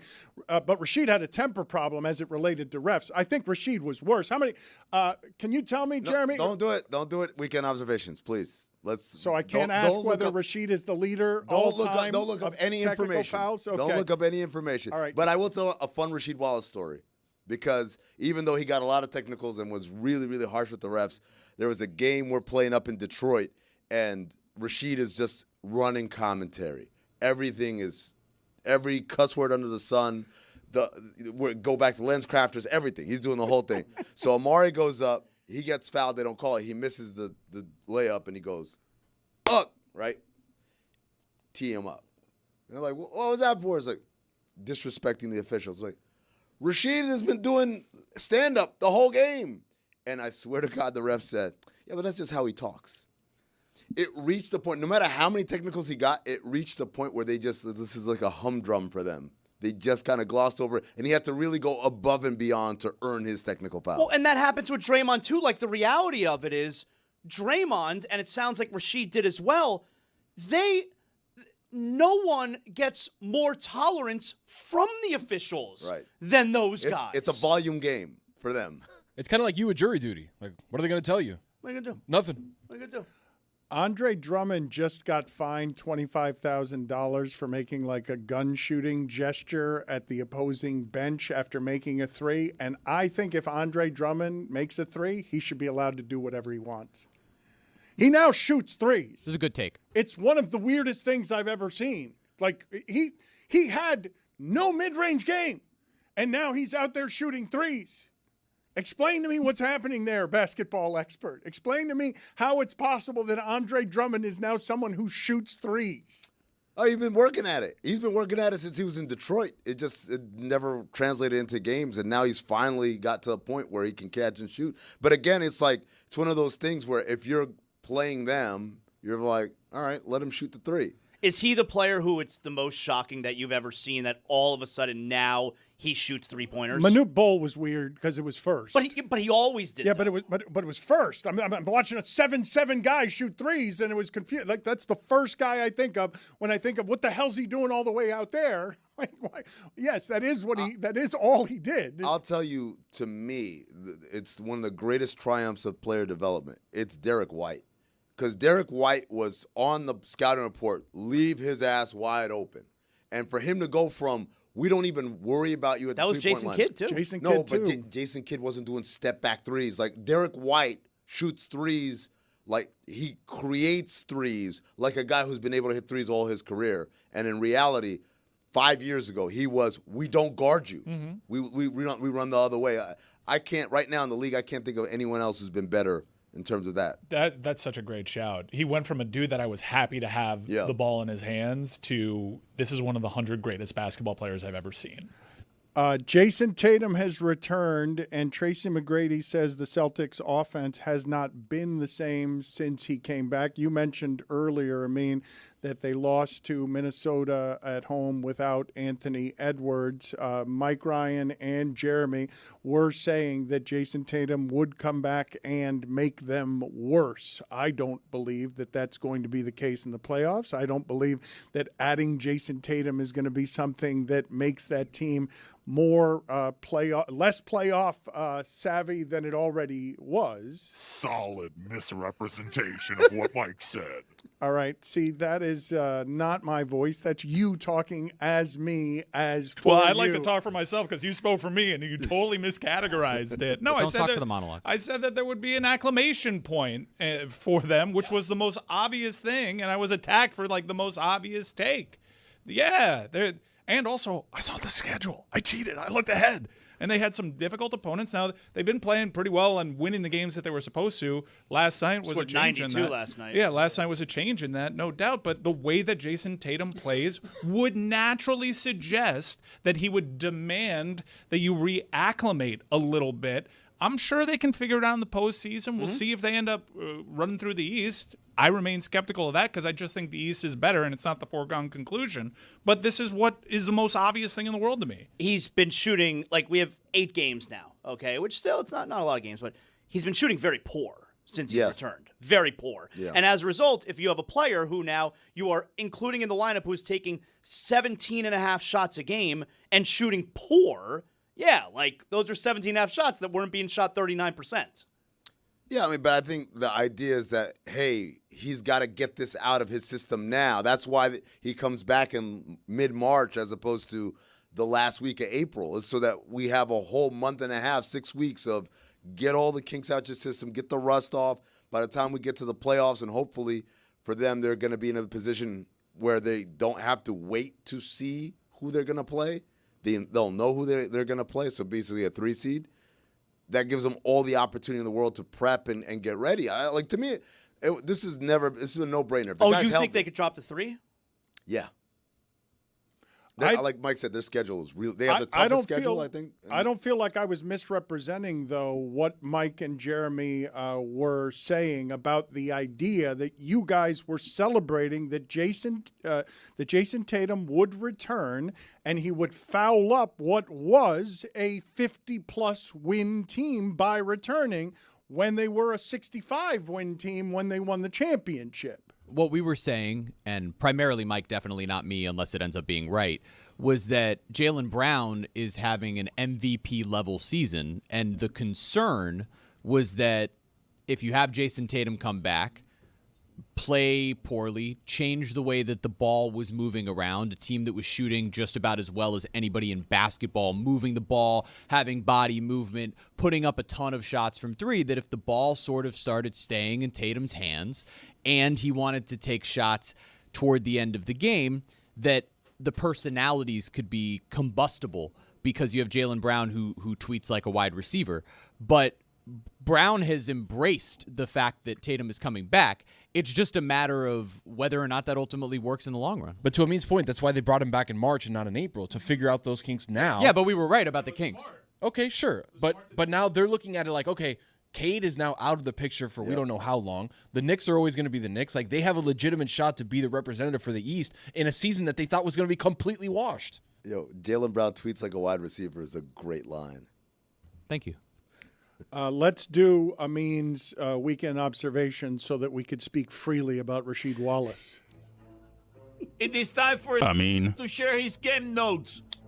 No one in the media will tell you what happened better than my boy. Amin. Weekend Observations is brought to you by Miller Lite. Legendary moments. Start with a light. Dan, it's that time of year again when all across the country, thousands of man-hours of labor are lost to people hitting Alt-Tab on their computers to change the screen to an Excel spreadsheet when the boss walks by the desk. March Madness. Flynn Clayman, head coach of High Point University, said nobody would play us, just like they wouldn't play Miami, Ohio. Neither of those schools have won a game since he said that. Low Point University. By the way, that includes the High Point women's team. They also lost. Flynn Clayman sounds like the name of a down-on-his-luck character in a rom-com played by Ben Stiller. Ring, ring! Oh, Ring, wow, ring! Wow. Pick up the phone, Dano. Hello? It's Fred Hoiberg. Oh, He wants to know where your fat daddy is at now. He'll be at the Sweet 16. He'll be at the Sweet 16, yeah. LSU women beat Texas Tech like they stole something. How does a 7 seed lose a game by 50-plus points? Did they outsource the game to the Wizards? Washington, D.C. What's the point of bike lanes if none of the bikes or scooters use it? I'm in D.C. this weekend. They're all over the sidewalk. They're in the middle of the street. You have dedicated bike lanes. Nobody uses them. I'm like, what's the point? We could have made these into car lanes. You should walk in those lanes. I should. That's what I should have done. Like, nobody's using it? Well, I'm here. Amaya Battle clinched the Sweet 16 for Minnesota with a buzzer beater against Ole Miss. I guess for the Rebels, you could say it was one battle after another. Where's my camera? One battle after another. It's the Oscar humor. The Wizards got into a fight with the Thunder on Saturday. Guys are like 2 weeks too late to to show that you won't get pushed around. Should have been fighting Bam. They're fighting. They're just delayed reaction to all the televised commentary on the Bam thing. Luka Doncic got his 16th technical foul Saturday after getting into it with Goga Bitadze of the Orlando Magic. That triggers an automatic one-game suspension. Dan, do you know why we have the suspension rule for the 16th tech and every other tech thereafter? I don't, actually. Is it the Rasheed rule? Because Rasheed Wallace set the record in 2001. Can you guess how many he had in that season? I'm going to guess 32. Anyone else want to hazard a guess? How many technical fouls did Rasheed have in 2001? 36. Okay. Any other submissions? 61. Okay, thank you. He knows how to play the game. Is there an asterisk on it? No. 41. Whoa! He had a technical foul every other game on average. 41 techs. That's awesome. Does he have more techs than anyone ever? Is he the career leader in tech? You got to give me a second because I wasn't allowed to look it up. Well, now you can look it up. But while you do that, I can tell you the top 5 most unbreakable records in basketball. Number 5, John Stockton, 15,806 assists for a career. Chris Paul, who just retired, would literally have to average 8 assists a game, every game for the next 5 years to catch him. And Chris Paul's old, so like. And was pretty good at assists. Number 4, Wilt Chamberlain, 55 rebounds in a game. The most since the ABA-NBA merger was 37 by Moses Malone. That happened 2 months before I was born. That record's not getting broken.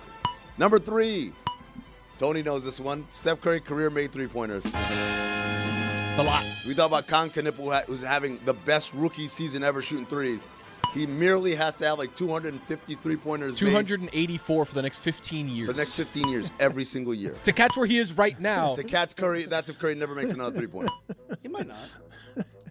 Number 2, Rasheed Wallace, 41 technical fouls in one season. Keep an eye on Luke Kennard for Steph Curry's record. What a weird thing that was. And the number 1 most unbreakable record in basketball. Wilt Chamberlain averaging 48.5 minutes per game in the season. I have the most career techs. There are only 48 minutes. There are only 48 minutes in a game. The guy averaged more minutes per game than there are minutes in a game. So I guess Chris wants some. Played a bunch of overtime. Overtime. Yeah. He was played just every second of the season. He played every. Yeah, he basically never came out. He played every game and never came out. Now I get it. Can I guess some of these guys? Please. Rodman. Rodman is number 5. Karl Malone. Number 1. Really? Of course, he had a lot of technical fouls. Really? He's number 1. He got more than Rasheed. 377 That's total. 332 in the regular season. Rasheed obviously is top 5. Number 2 total, but number 3 in the regular season. I'm gonna start struggling now. Has Draymond ascended? Draymond is number 6. Ooh. Man.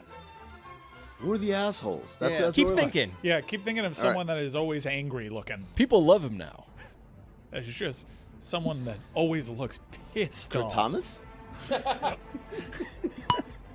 Kevin Willis? What? David West? It would be Russell Westbrook. Oh, yeah. Kurt Signetti. And is Doncic in the top 5? No. No. He hasn't played long enough. So who's the other guy? Number 3, or let's do number 4. Number 4, Gary Payton. Oh, I was gonna say him. And number 3, Charles Barkley. All right. Saw an alert that Jeremy Grant will be out for Blazers versus Nuggets. I'll be honest, forgot he was still in the league. New segment for Inside the NBA. He's still playing? Purdue versus Miami, a.k.a. an alcoholic's delight. Boilermakers versus Hurricanes. Give me 6 more of that, please. What is a Boilermaker? Not the drink. What is a Purdue? Put it on the poll at Le Batard Show. Do you know what a Boilermaker does? Yes or no? It's got to do with like trains, right? Like I think it's an engineer that makes. Yeah, isn't their logo like a train? like the steam engine, like that. Tradesperson who fabricates steels, iron, or copper into boilers and other large containers intended to hold hot gas or liquid. Amazing. You know that off the top of your head like that. Good news, bad news for the Hurricanes. Good news. Jay Lucas turned the program around with a great regular season and a respectable showing at the tournament. Bad news. Kentucky got smacked by Iowa State. You're going to lose your coach, Mike. Kevin Durant passed Michael Jordan on the all-time scoring list. After the game, he said MJ was on a different planet, a different galaxy. When asked for comment, Jordan declined, saying he was focused on Nets versus Kings, said he knew the guys at the Dan Le Batard Show were really eager to hear his thoughts on the Daquan Plowden versus Malachi Smith matchup. You disrespectful bastards. Speaking of disrespectful bastards, new season of Bar Rescue. And we've got you covered at Here's the Science, a Bar Rescue podcast. Hosted by real-life bar and restaurant consultant Chelsea Reynolds, commercial kitchen and food truck vet Colin Cassard, and two guys who enthusiastically consume Boilermakers and Hurricanes at the Toledano Street Comedy Festival in New Orleans. Me and Zach Harper, wherever you get podcasts. Tony messing up Mo Alley Cox. In the words of comedian Brittany Miggs, no piece of comedy is as funny as your friend accidentally saying a word a little bit wrong. Mo Alley Cox. It's amazing. Like, you could bring me Chappelle, Chris Rock, Carlin, Richard Pryor, and I'll laugh, but it's never going to be quite as funny as Mo Alley Cox. Yeah, like somehow that's still the peak of comedy. Dan, you know what the K in Luke Kennard stands for? Killer. Wow, well done. Cinebob episode 304, My Boss's Daughter, starring Ashton Kutcher, Tara Reid, Terrence Stamp, Michael Madsen, Molly Shannon, and Carmen Electra. Oh my God, she's amazing. A movie that must hold a modern record for the usage of the R word in a major motion picture. They say it a lot. Terrence Stamp says it like 6 times in 30 seconds. That's a bingo. Oh, man. WNBA. Got the deal done. You know how? Sense of urgency. I told you guys last week. Create a fake sense of urgency. You get your thing done. I don't have an ending for this because I forgot to end it. So those are the weekend. No! What the hell? You forgot to end it. Hell of a job there. What the hell are you doing? What the hell is the matter with you? I know. Weekend observations.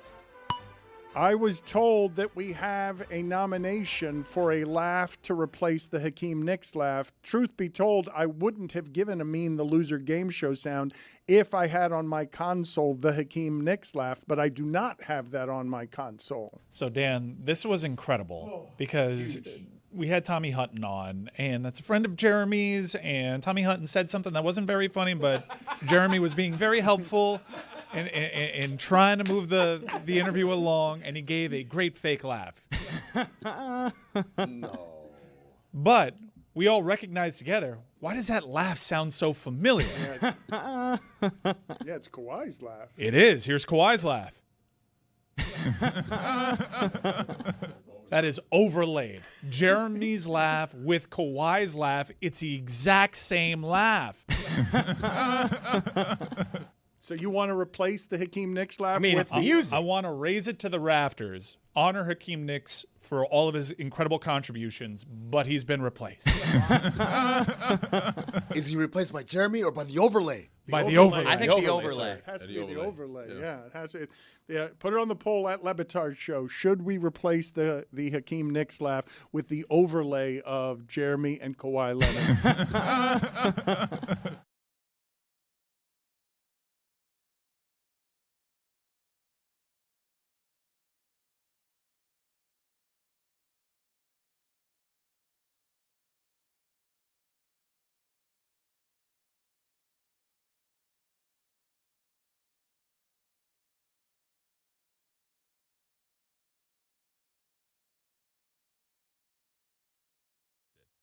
Sunset Gears with comedian Rob Delaney. I really am thrilled to be doing this, Rob, because I admire your work a great deal, and it's rare that I find somebody from afar that I've been wanting to talk to because their story seems somehow something even more admirable to me. Now, you might not view it this way. I don't know how much nobility you think there is in your story, but in watching the art that you've made and watching the life that you've chosen, it's sort of been a pleasure to watch your work grow and to see, you know, the things that you are choosing late in life to do artistically. Well, that's very kind of you to say. Thank you, and thank you for acknowledging that I am late in my life. There's a refreshing honesty to that, I How's it am feel? 45, so I'm well more than halfway 45 is there. late in life? I mean, I do think about it, though, sometimes, though. Like, I'm definitely more than halfway done, and that's funny. Isn't that funny? How does But it yeah. feel to be told that you're late in life by someone who is considerably older than you? Who's a great deal older than me? It's strange. I wonder, does he know things about, does he have access to my medical file? Has he seen things that I haven't seen? I just feel like I feel through your art like you've lived more than I have. It's really what I'm doing there in the having of 4 kids, in the choosing work-life balance, in learning life's lesson. I just think that I was atrophied as a as a young person. Yeah, I mean, I guess the things that that I've experienced that maybe most people haven't are, you know, I did get sober 20 years ago after going to jail after a car accident that I was responsible for, and I've stayed sober, so that's been pretty cool. I've had the unbelievable good fortune to make a living in comedy, and of course I didn't for a long time before I did, so that was challenging. And then, but the biggest thing would be that my wife and I, one of our sons got cancer and passed away a few years ago. So those are the big things that I've been through that I think, you know, are place me in sort of a strange minority. I think I covered it all. Well, life-altering things, Yeah. right? Because arriving at comedy success must have been the realization of your dreams, right? You came from your comedy story. There aren't a lot of people who had comedy success the way you did, just sort of discovered by social media. I can say that, right? Oh, sure, yeah. It came at an interesting time because I was trying very hard to get hired by, say, Jimmy Kimmel, Conan O'Brien, you know, writing jokes by the stack, by the physical paper stack, you know, because I'm submitting 2-liner jokes, you know, by the pound to try to get hired as a late night writer. So then Twitter comes along and I've got piles of jokes that no one will pay me for, no one wants. And I mean, I send them to people and they're like, no thanks, you know, or these are great, but still no thanks. And so I had a place to focus this stuff. So it was sort of a right place, right time kind of a thing. So myself and, you know, many other people around the same time figured, oh, you know, Twitter's not just for posting, you know, recipes and, you know, things like that. It can also be for jokes. And so I really lucked out that came along at the right time for me. Vision or happenstance? Happenstance, purely. So you don't have success in comedy? If not for that, you're just another rejected writer writing stacks of jokes that doesn't get an avenue towards success? Oh, you never know. I mean, I have a work ethic that I can at least say about myself. So, and I'm nice. You know, I think that might be part of being sober and having success come a little later in life, but I still am as nice as possible.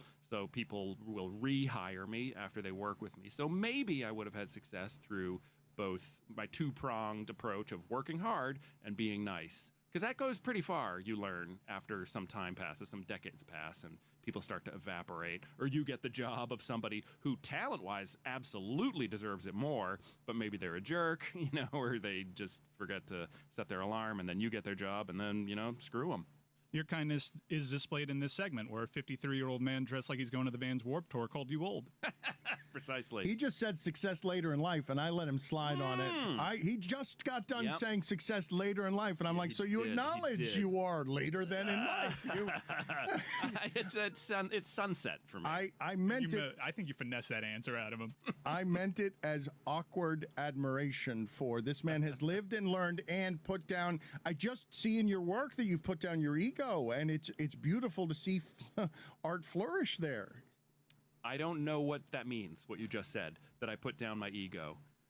I genuinely, can you elaborate? I think that you are only choosing projects right now, that you have a unique freedom in comedy where you can choose projects now because Catastrophe was such a unique success.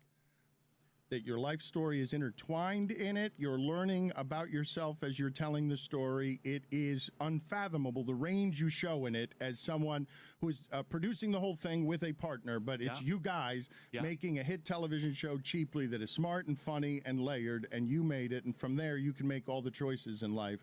and you've lived and learned enough to know that you have to choose wisely there because you want to be with your kids and you want to have life balance, and professional ego has gotten you in trouble. Gotcha. Yeah. So yeah, one thing that I do now is like I'll turn down work, and my agents and stuff will be like, "Are you kidding me? Do you know how much money that would be?"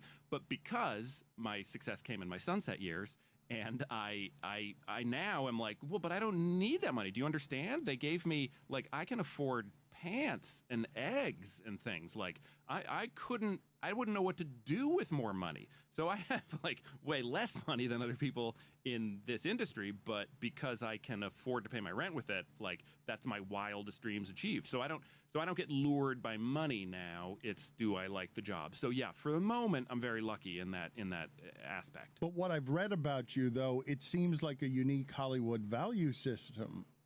Am I wrong about this? My value system is a little bit different in that I do it by the time the project will take, because I know more about time than your average civilian, because I don't have any more of it left with one of my kids, you know?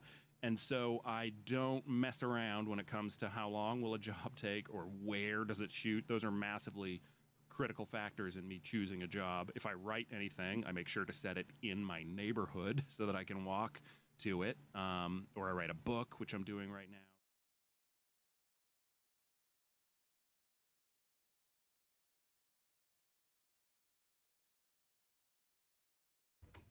This episode of the Dan Le Batard Show is presented by DraftKings. DraftKings, the crown is yours. Whoa! A little slide step. Zaz, why are you so sore? What's the matter with you? I see you hobbling around. My God. Dan, I am so sore. I just mentioned that. Yeah, you just said that. He's setting it up for the audience who just started listening. It's okay. If you're just joining it. I am hobbling around this whole morning, Dan. Because on Saturday. Are you doing like the Chris Cody? doing the Chris Yeah, Long the crown pause? is yours. on Saturday morning, your employees, me included, we signed up and we played in a street hockey tournament at the Florida Panthers arena on Saturday. Who played? Me, won? Chris, Roy, Ethan. Real ragtag group. We had Gabe, who was our ringer out there. Sneaky good hockey player. Rose. Wow. Useless. Whoa, wait a minute. She'll admit it. Are you saying she didn't rise to the occasion? And let me tell you something. Hockey is very hard to play. David Drog was on goal too. Hockey it's very hard, Amin. That's your first mistake right there. No, he was a stud. For he real? plays ice hockey goalie for real, right? We had two players that had hockey experience, Dwork in goal and Gabe. But isn't Dwork kind of like, you want a bigger guy Yeah, to you see be how in big goal, the right? pads are. The pads are enormous. You don't know over puck, there. man. I saw the score of the last game. Goalies aren't fat. They dude. needed something else in the goal. You think goalies So- are fat? Dan, it's 3-on-3, and each team has a goalie. But were okay? the rest of you just like, you've got to know how to skate? Like, it's, No, that's not the it's part. street It hockey. was It was street hockey. They're in No shoes. skates. You're in Street shoes. hockey. I'm all the right? same. That's what made us think we had a chance. Street hockey. Dan all right? thought street hockey meant like you guys had like bandanas and chains and stuff. I'm sorry, I missed the street part of this. So, like, Dwork is in every goalie for all the teams were like real goalies. The pads, everything, like geared up, looking like Sergei Bobrovsky out there. It was okay? a ball, by the way. Yeah, but Not a puck. But we Like a show racket up ball? there and a regular street hockey Like a hockey ball, dude. Yeah, You don't know act puck. like you don't know. There's a regulation street hockey ball. Yeah, Doesn't bounce. yeah. Oh, really? And the other teams we played for were definitely all like real ice hockey. That was the teams. annoying part. You know, they knew what they were doing. And if I could tell you, Dan, 2 minutes into the first game, Oh, so tired.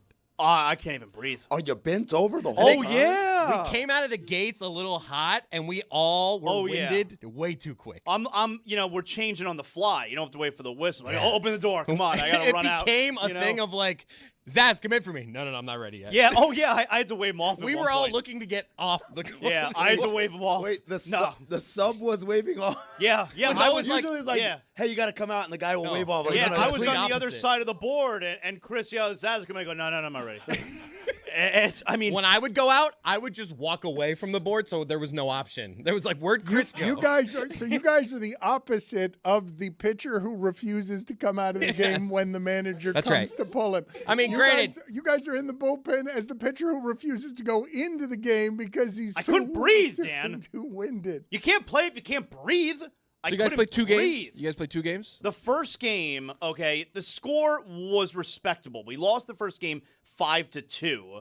But if I could tell you, the other team had the puck 99.9%. And that's putting it lightly. Like, we never actually had the puck. We had moments where we shot the puck down to the other end of the floor. And twice it went in. I scored. He scored doing I scored that. our goal. It was a half-court shot. Tried to clear I it? found it on my stick and just flung it. Soft goal. And I really got so soft lucky goal. it just Well, went what in. happened? And The I goal- was so tired I didn't even celebrate. It just rolled past the dude's leg. Like, he must not have thought it was going to reach him.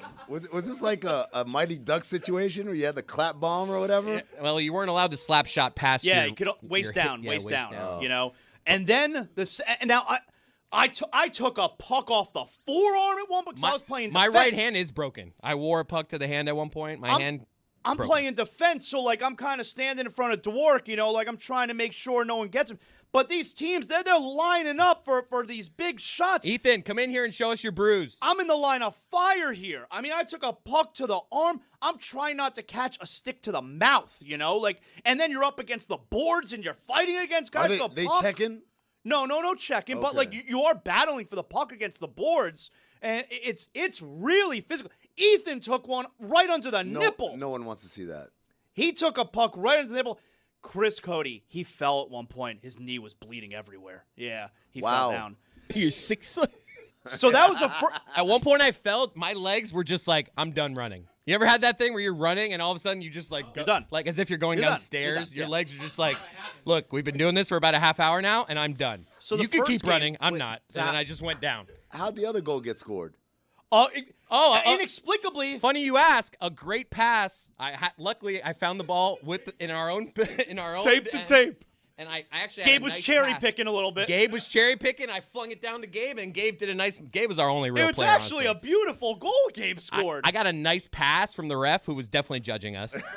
We realized at this point that we're never going to score unless we cherry pick and maybe we get lucky flinging the puck to the other end of the floor. Tony, they did the Vivek. Hey, we're The gonna play 4-on-5. Look, the first game, we lost 4-2. 5-2. And I think it was 4. Whatever. In Scoreboard my said mind, 5-2. it'll always be 4.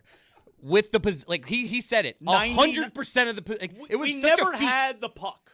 The idea that we only lost 5-2 was one of the more incredible feats in the history It's of like hockey. Ocho Cinco saying when he played Real Madrid, he couldn't touch the ball. There was never a point where one of us passed to the other. Right. We never. It was always, had holy shit, the I puck. have it. Dump it down. Yeah, They're it's- on me. It was all happening so fast. So after the first game, We felt good. We were ready to quit after the first Yeah, game. oh my God. Everyone was dead. Dwork looked dead. I've never seen Chris so red in the Yeah. face. Like we're all every day. No, but like, dude, it was like 7 We times were this. so tired. I didn't see my wife. We were playing that game at like 9:30. At about 4 p.m., I saw my wife for the first time. She's like, "Why are you so red?" Oh, I wow. was still red. So the next game, I would have thought she said that upon meeting you. Yeah. So the next game was at 10:30. Yeah. All right, we get out there, we see the team that we're playing. This team, Oh my God. they got gear. bunch of from, tryhards. From the knees to the toes. They got metal shin guards. This is and the knee Iceland guards. team in Mighty Yes. Ducks too. And I'm like, holy are you kidding me? And so Yeah. Some of the these- puck luck we had in the first game. What was the score of that one? Let's just like we He's kind second of game? We got He's mercy building. it ruled. balanced He's out in building. the second game. Wait. Put on Mercy the po- ruled. Put on the poll, We did. We got Juju. mercy ruled. Put on the poll, Juju. Are you embarrassed when you say the score of the game was? What is the mercy It rule was exactly? 10-0. The second game was 10-0. Mercy But rule. How does he spell it? but They were toying with us. that team Oh, we got video. ended up winning it. Oh, did they? The team that beat us 10-0 won the whole thing. So that made us feel Wait, a little what better. are we seeing here? What is this video of? This is us. No, but like, is it a moment? This is a B-roll. We're going to have a package. There were way too many F-bombs this morning in our Right. package that we put together, so they're still tightening it up. We will have a package to show the audience Probably tomorrow. No, it'll be at the end of this Okay. hour. We're going to allow the audience to see how terrible you guys. But look at banged us. up. Look at us out here. I'm so tired. This is the first game, by the way. This is the one we competed. These other teams, who what were they representing? You guys representing Dan Le Batard Show. Anyone can sign up. They were like real ice hockey teams. Like they play in of like these beer teams, leagues, yes, you know? You could tell these Did people they know play. who you guys were? We were in Dan Le Batard Show shirts. Damn. Embarrassing. No, we Should I had just some wear black people over shirts? here watching, knowing who we were. A few people being like, "Oh, you guys," because like we had cameras, so they're like, "You guys with a show or something?" Yeah, like I'm mic'd up during the game, you know, and That might be worse than them knowing who It you was are. fun bonding. I feel like everyone out there, we had a good time I together. did have a good time. Dan, am I right on that? It's worse that they didn't know who they were. They're like, who are these jackasses? No, some with people did. cameras? Some people did, jerk. I would say no. I'm going to answer this question in its entirety. I would want people to know who you guys were until you started playing that way, at which point I would be celebrating that no one knew who you were, representing us with great soreness and asking out of the game. And basically you led the tournament in people who are on the sidelines saying, I don't want to go back in. That is not... Roy was out there taking guys out. Yeah. I got slashed in the back of my calves twice in that game. Here's the thing, okay? So we lost the second game. Mercy ruled 10-0, all right? Every team, though, is guaranteed. Every team is scheduled for three games. Yeah. We all went home after You the second. forfeited. Yeah.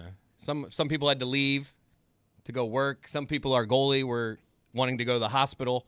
Well, No, I'm kidding. I think ESPN is trying to kill Zaz. I heard him every time I was in my car this weekend. It was Friday night, it was Saturday afternoon. Every time Sunday I was afternoon too. Every time I was in my car, it was Zaz, and I'm like, is this taped? Is this are they playing? 24 hours No, Zaz. he was just on the ESPN radio has been replaced by Zaz radio. It's just Zaz on all the time.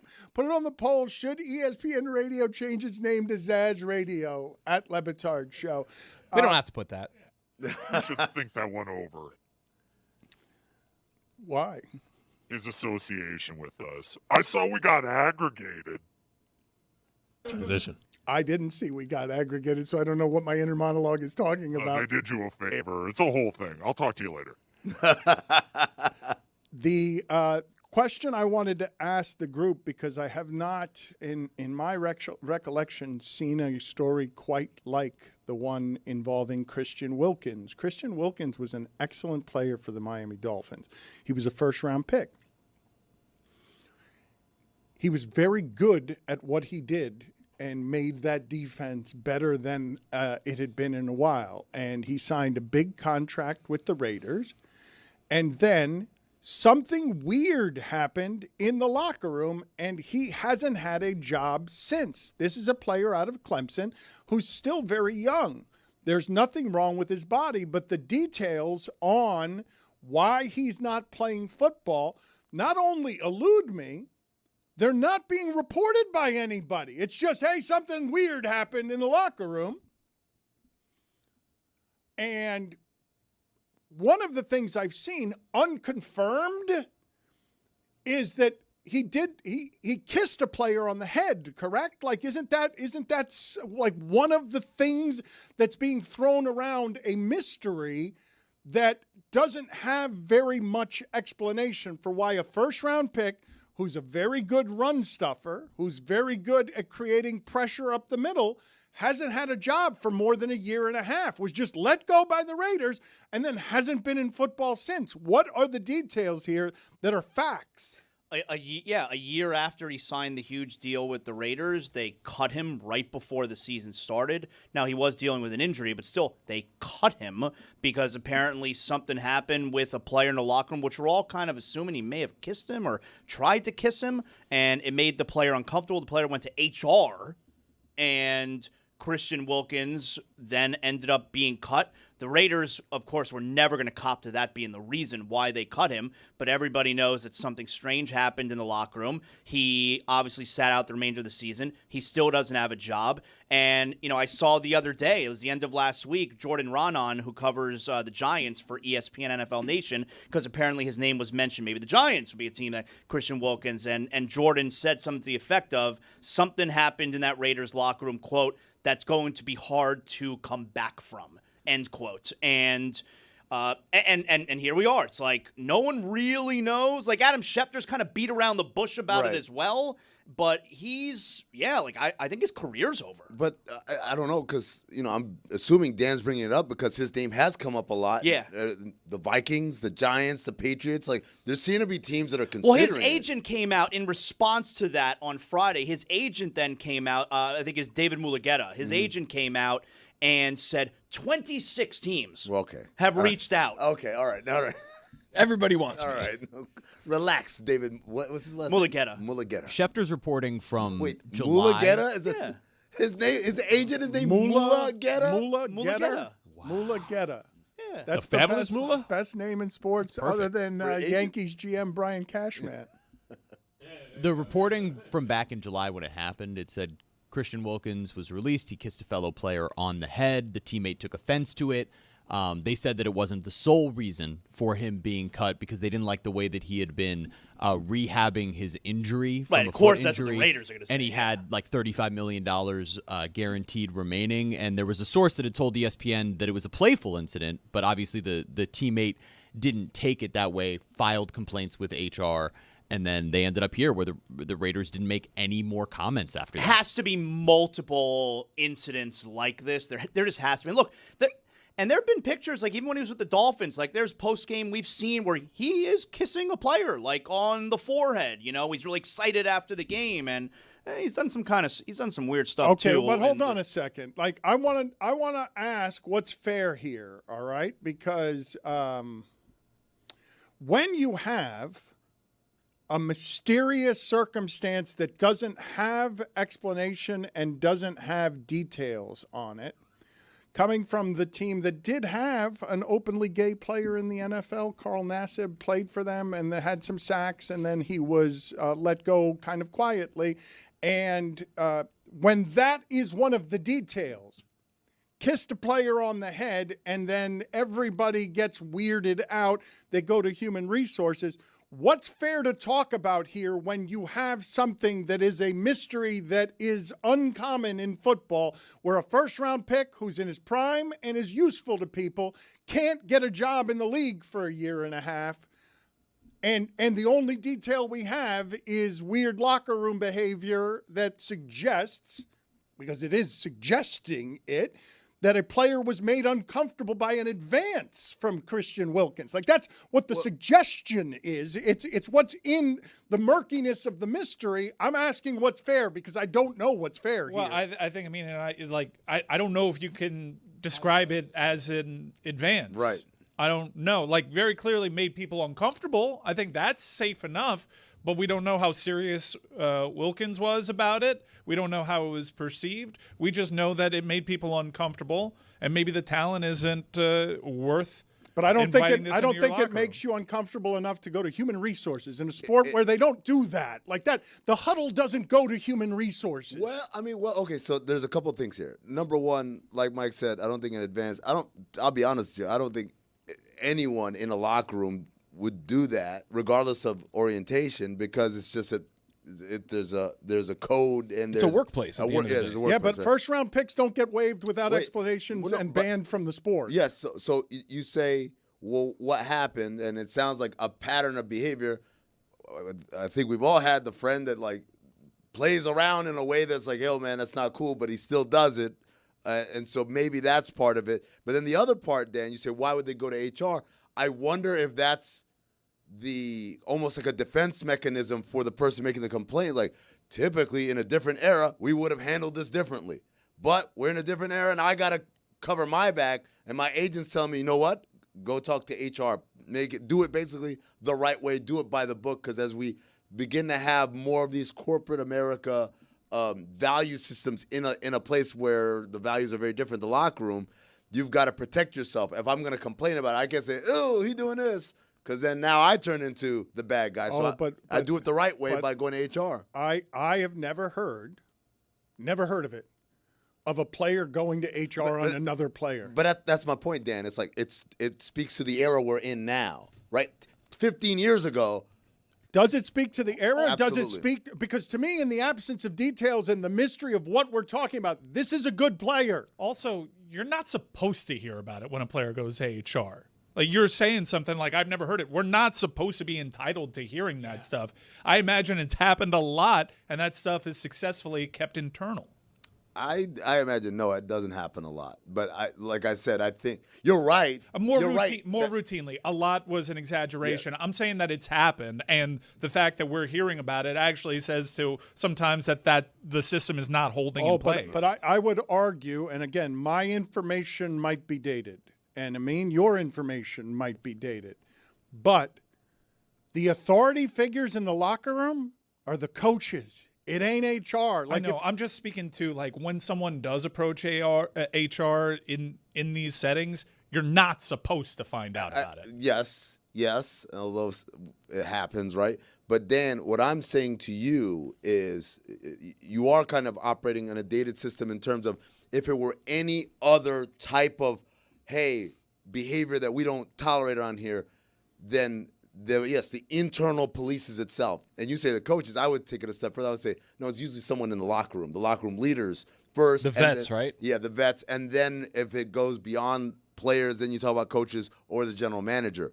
But given, it seems like, again, we're all just guessing here. Maybe that's irresponsible of us. Well, but I'm starting with what's fair here because we are guessing, but the mystery sort of puts you in a position where you guess because there's very little precedent for this kind of thing that doesn't have any information afterward. This is a good player. It's a player anybody in the league would want. To me, it's not absurd that 26 teams would be interested in him. I don't think you can say that when no one in the league wants him. Look, this is what I'm going to say. Based on the limited information, it seems to be behavior that's inappropriate that some might consider had to have been multiple times that some might consider to be of a sexual orientation issue, right? Given that 10 years ago, 15 years ago, maybe they full metal jacket him, right? Like beat him up in the locker in the showers, right? 10 years ago, maybe the team the coach suspends a guy or whatever. Now I can see a player being like, I got a problem with this. But if I react the way traditionally we've reacted, then you maybe hate. Now I'm the bad guy. Yeah. It's a hate crime. Right. I'm homophobic. Right. I'm all these things. So the recourse now is not we police ourselves. Is the recourse is, especially if I have advisors like an agent, like someone who's an adult who isn't in the locker room, you're gonna say, do it by the book.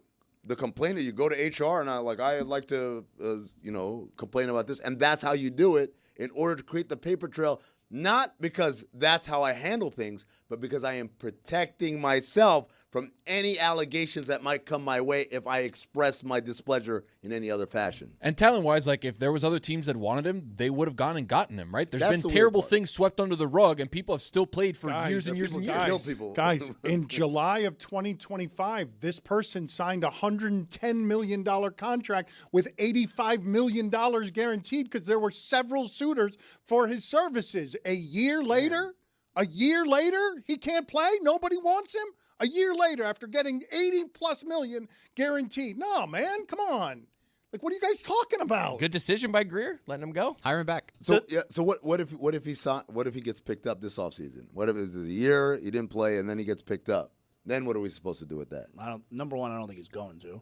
But number two, does it not make sense for him or his agent, we'll get it, to come out with some type of statement? Like, why can't they push back against this narrative that is seemingly keeping him out of the sport? So that's the other part of this. This is what was my man that was a coach here before?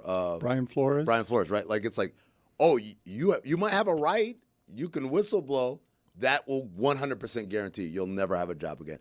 Not because of what he did or didn't do, but because teams typically look at if you break the sanctity of the thing, basically, by pointing fingers or whatever, then it's like, how can I ever trust you? It's not even, it could have been anything. It's like, remember Richie Incognito, who was the guy that he was Jonathan bullying? Martin. Jonathan Martin, right?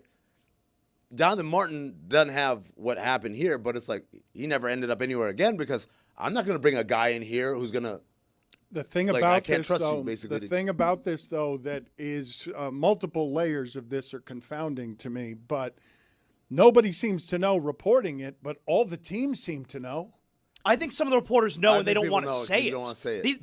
They're beating around. They're like, oh, it's going to come out one day. And it's like I just said here, Jordan Ronan said what he did is going to be tough to come back from. That sounds like Jordan knows. I bet my life that this is not a secret in NFL circles. No.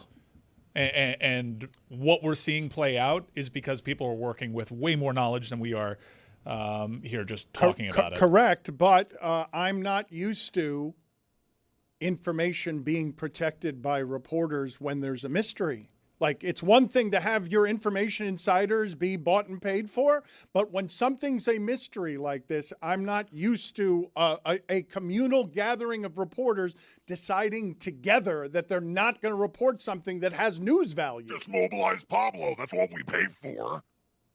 I think, Dan, the thing you got to keep in mind is, again, given the sensitivity of the topic,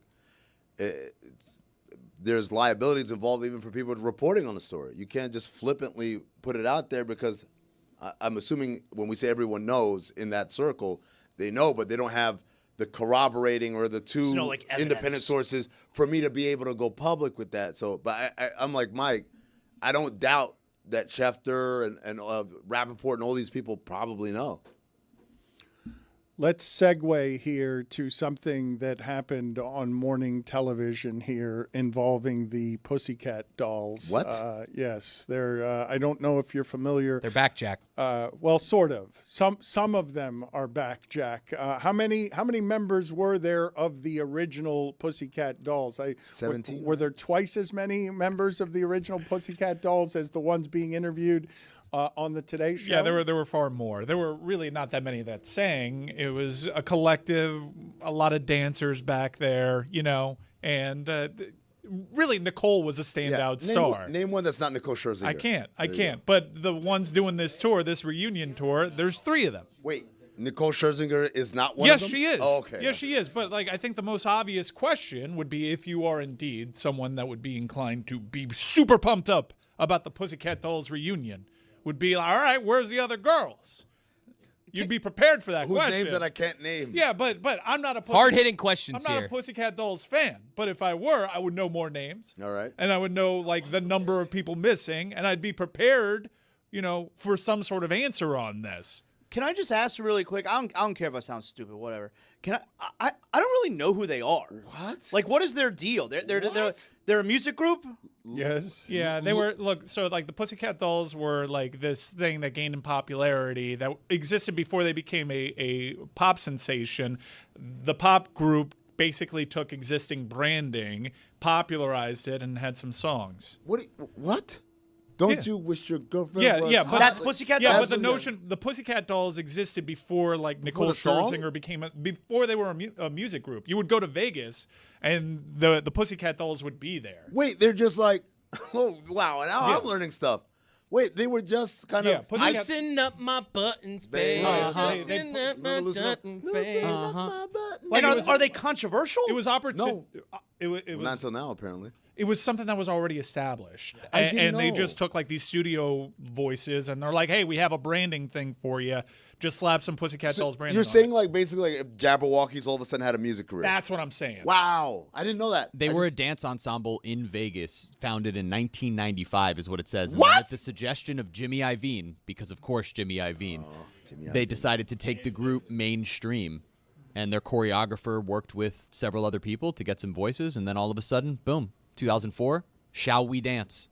The film. Not to be confused with Josie and the Pussycats. Totally different band. I think that's who I'm thinking of. I'm thinking of They're Scooby-Doo, controversial, right? No, Yeah, you're thinking of cartoon. Yeah. Scooby-Doo. Oh. They're a cartoon. How could they be controversial? All right. Anyways, let's get to this No, clip. hold on a minute. How do you spell Mulugeta? Mulugheta. Oh, I was going to say MOOLAGETTA. Boy, I'm a good speller. Let's listen to the sound for a question the Pussycat Dolls should have been prepared for. After they found out that you guys were coming back as a trio, not as the original group. How did you arrive at that decision? Well, I mean, listen, we are so, as women today, I mean, it has been an ever-changing lineup, and this is what it looks like now in 2026. And you never know what comes next. And I think ultimately we've got to protect our peace. And when something like the Pussycat Dolls has so much history, we have ruptured in the past. Okay, so Nicole, we got to get you. You can't be the leader. It was really anymore. just Nicole. The other woman did fine. No, she choked, and her friend tried to bail her out because she froze because they don't want to tell you the truth about why it is that the other women aren't involved. Like, they don't want to come out and say why it's only the three of them because there's probably some conflict there, I would imagine. So now we got two mysteries: Christian Wilkins and the Pussycat Dolls. This is the bigger one. I happen to know, like, they're right about it being an ever-changing lineup because there was one girl that I knew that I went to elementary school with. She was a Pussycat Doll for like 3 minutes. Like the only ones that mattered were like essentially three of them. Well informed. Was it those three? It was like Menudo. How do you happen to know this? Why do you give me the whole imaging? Oh my God, he knows. He happens to know. Come everyone. It's a no. Come and listen. There was like He happens to know. Well informed. It was a Heat dancer that I went to school with. She was a Pussycat Doll for a hot So minute. wise. Zaz, you were thinking of Pussy Riot. Yes, Oh they're my controversial, God. right? There you go. There you go. Pussy Riot. That's so your brain seized on one word. Yeah. And just- the riot. Well, I got that good algorithm. You know what I'm saying? Jesus Christ. From among the things this weekend, and I just love Thursday or Friday. Thursday and Friday are so cracky with March Madness. It's crazy how they give you this adrenaline rush intravenously of just monster action all over the place that Saturday and Sunday go too slow compared to Thursday and Friday. It slows down. I want that to be basketball all the time because you've just got action all over the place. And if you're playing that many games inevitably, mathematically, some are going to be decided at the buzzer with insanity. Like the way that Kentucky won its first round game absurdly to save its season with a half court shot, that was my favorite moment of the tournament. But the play that Iowa put together with 8.9 seconds left to take out Florida, to get that look when they're down 2, to get a wide open 3 from the corner. I feel like they just left the guy open. Yeah, he was open in the defense. corner. Okay. They ran a trap up, full court trap. I know, but they also had to know that that's the play that was coming. They're going to throw it to their point guard and do the, who was it? It was the Drew kid that did that. When was Bryce that? Drew? Yeah, Bryce Drew did that with. Yeah, but that was like 4 seconds left. It wasn't. It wasn't. Valpo was a great play. That was a great play that they up the sideline and he was contested when he made that shot. Like I've been wanting to ask you about that play, Amin, because. Look, everybody knows you're saying it's a great play that Iowa drew up there. No, I'm saying Valpo is a great play. No, I'm saying Dan is saying it's a great play that Iowa drew up there. Todd Golden can't be pressing up 2 in that spot. Like, because they pressed, it allowed He was able to it get to open be on in the corner, yeah. transition. Of course, they're not going to give up a layup, so you spray it to the corner. If you just play it heads up, like, that's not happening, right? Yeah, but I'm assuming that that's the play call because you know that they're going to press. Oh, okay, but so what I'm saying is, why were they pressing? They were ahead. You're up, yeah. Why? I don't know. That's a good question. That's a champion coach. Yeah. I think he blew it. This is, again, I go back to college basketball. It's like, this is the stuff that you guys like and the variability and like, I make bets and stuff can happen. This stuff as a basketball guy drives me crazy. Like, why are you doing this? Remember, this happened in the women's Final Four. Remember when Kim Mulkey, we're like, Caitlin Clark is shooting every single time. Oh, she just left Van Lith on an island the whole game. Well, I'm like, what are you doing? Like, but from a person who watches pro basketball, like, that's the easiest adjustment ever. But college is a lot of yelling and like, come on, and I got to rile up the troops. And a lot of times, like, they're not really that good coaches, dude. It's the same reason why people say, oh, players are better coming out when they've spent like 3 years in college versus one and done. And I said, well, it depends on which college.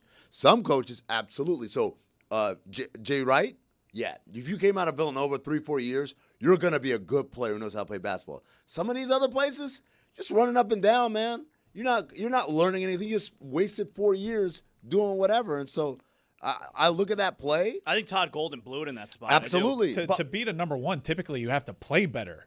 Iowa did not play especially well. Their best player was like 0 for 9 from 3. I mean, they were up double figures for a lot of the second half. They were missing free throws, and then Florida, yes, I understand, Florida clawed back into that game and then took control of it the way that they ended up losing. They were up 5 with 8 minutes left or something. When you consider the game flow, it really made 0 sense. A strange game top to bottom, but Iowa typically has to play better to pull off an upset like that. But Mike, no, I don't like the analysis of Iowa didn't play well when they got down 4 late and should have caved against the defending champions who were chasing them all game. They should have caved, and then they end up winning the game because they don't cave. Like everyone's always talking about, championship learning. You've been there before. The team that chokes at the end is the champion. Yeah. The team that chokes at the end is the team that won all the games last year. I apologize that you don't like the analysis. No, but I'm saying that Iowa missing shots isn't the same as Iowa playing poorly. Like Iowa being in that game, Iowa leading almost the entirety of that game, coughing it up at the end and not folding when they were down 4, when it would have been the easiest thing for a champion to put a foot on your neck. And Iowa returning and then doing that on the last play where, I don't know if you guys saw, but the point guard was exhorting the guy who was in the corner to take it to the rim. No, he was telling him, go to the rim. I gave you the ball. Get the tie. And I saw him go like this. I saw him go shoot. What was he saying? Drive or shoot? Regardless, the savvy to take a step back. Like, I understand that that's reflex and stuff, but that is where you can choke like one of the Pussycat Dolls. Yeah, finish the word. That was an unfortunate speed ball. Kick, save, and abuse. Stofers. Let me hear Zaz say it. Let me hear Zaz say it the way that he liked it. Pussy Riot! Whoa. Pussy Riot! Whoa. I remember Ray Allen telling the story about the 3 he hit. He said, we practiced that every single practice, the entire year. And not only did they practice it, but like what they would do, he said, we would all be laying on our backs. And they put the ball up to further emphasize the scramble of, I got to get up, I got to get to the right spot. And so I watched this play a million times. I guarantee they practiced this a million times, right? So it looked like it. There was no part of this where it's like, well, this is happening. They knew exactly what was going to happen. The point guard knew who was going to be open. He hit ahead. Had the defense been closer, there was a guy on the far side who was wide open because they're playing halfway through. Zaz is absolutely correct. You're up 2. The shot clock's off. Why are we pressing? There's no need to full court press. No. If you want to start the press, start at a half court, trap the guy in the corner when he gets to him. But you're letting him go with a full head of steam. You got 2 defenders behind you, and all of a sudden, all you need to do is make one move and spray it out like Zaz said. It was the easiest play ever. Yeah. Zaz, as a guy who went to school in Gainesville, I got to imagine that. I went to University of Florida. Thank you. Go ahead. Byron Smith is the Prairie View coach. They were down 18 at the half in the first game of the tournament against Florida, and midway through the first half, he just started talking to God. Coach, Florida on an 18-0 run here. What more do you need from your guys to slow this down and get into their game? They would need some help from the Lord. They're very good. They're very good. We just got to keep defending, trying to switch our defenses, trying to throw them off, but they've been very efficient. You do have to ask from help from the Lord when the question has, in the first half, the 18-0 run.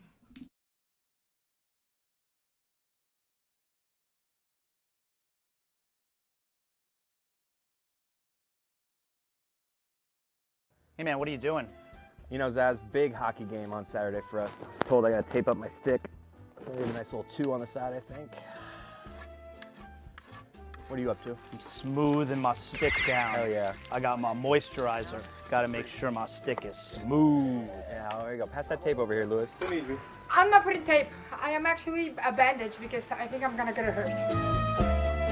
We're gonna be so good. I heard there were no slap shots. No slap How shots. am I supposed to teach Thompson cream? My stick looks good. You got more of that shaving cream? Fresh cut. Thanks, Fresh bro. cut. Wow. Let's go play some hockey.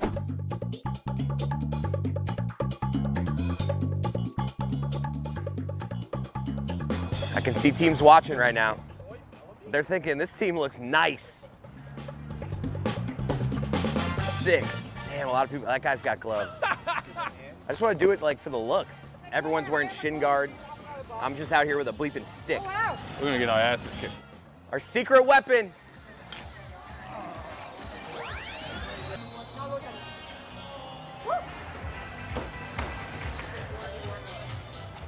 None of us have shin pads. Are you a goaltender now? A little better. Feeling a little better about the squad. Here we go. Good work, Roy. Whoa. Go, go, go. Come on, Gabe.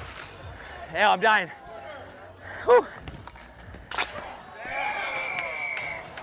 Dad.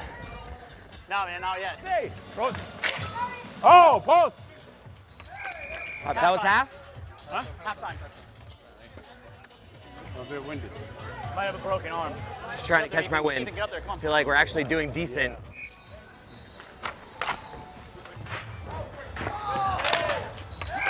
Oh yeah. Go ahead, you got it. Yeah!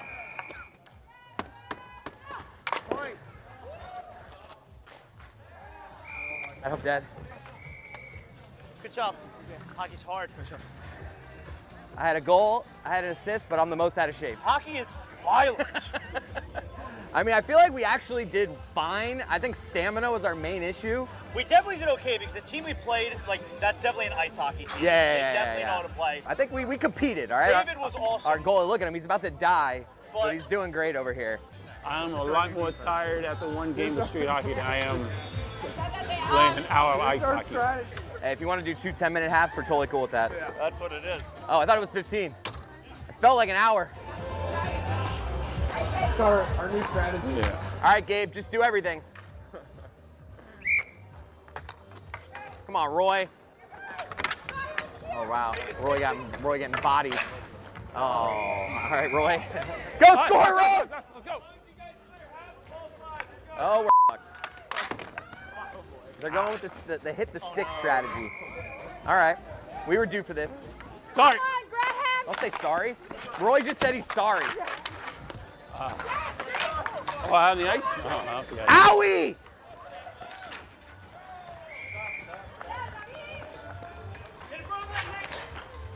Oh. I got a poke check. Ah, man, you guys got to get back. Goal if you lose. Oh. There's nobody back there. Hey, someone to go? Oh, I took him right in the balls. My balls are in my throat. This ball's way harder than the last game. Hey, keep going, keep in it. You good, Rose? Ref! This is when we make our run.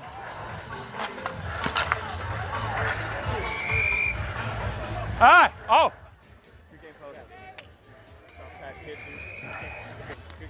Okay. Okay, go. We got mercy ruled. 10-0. Everything below my calves hurts right now.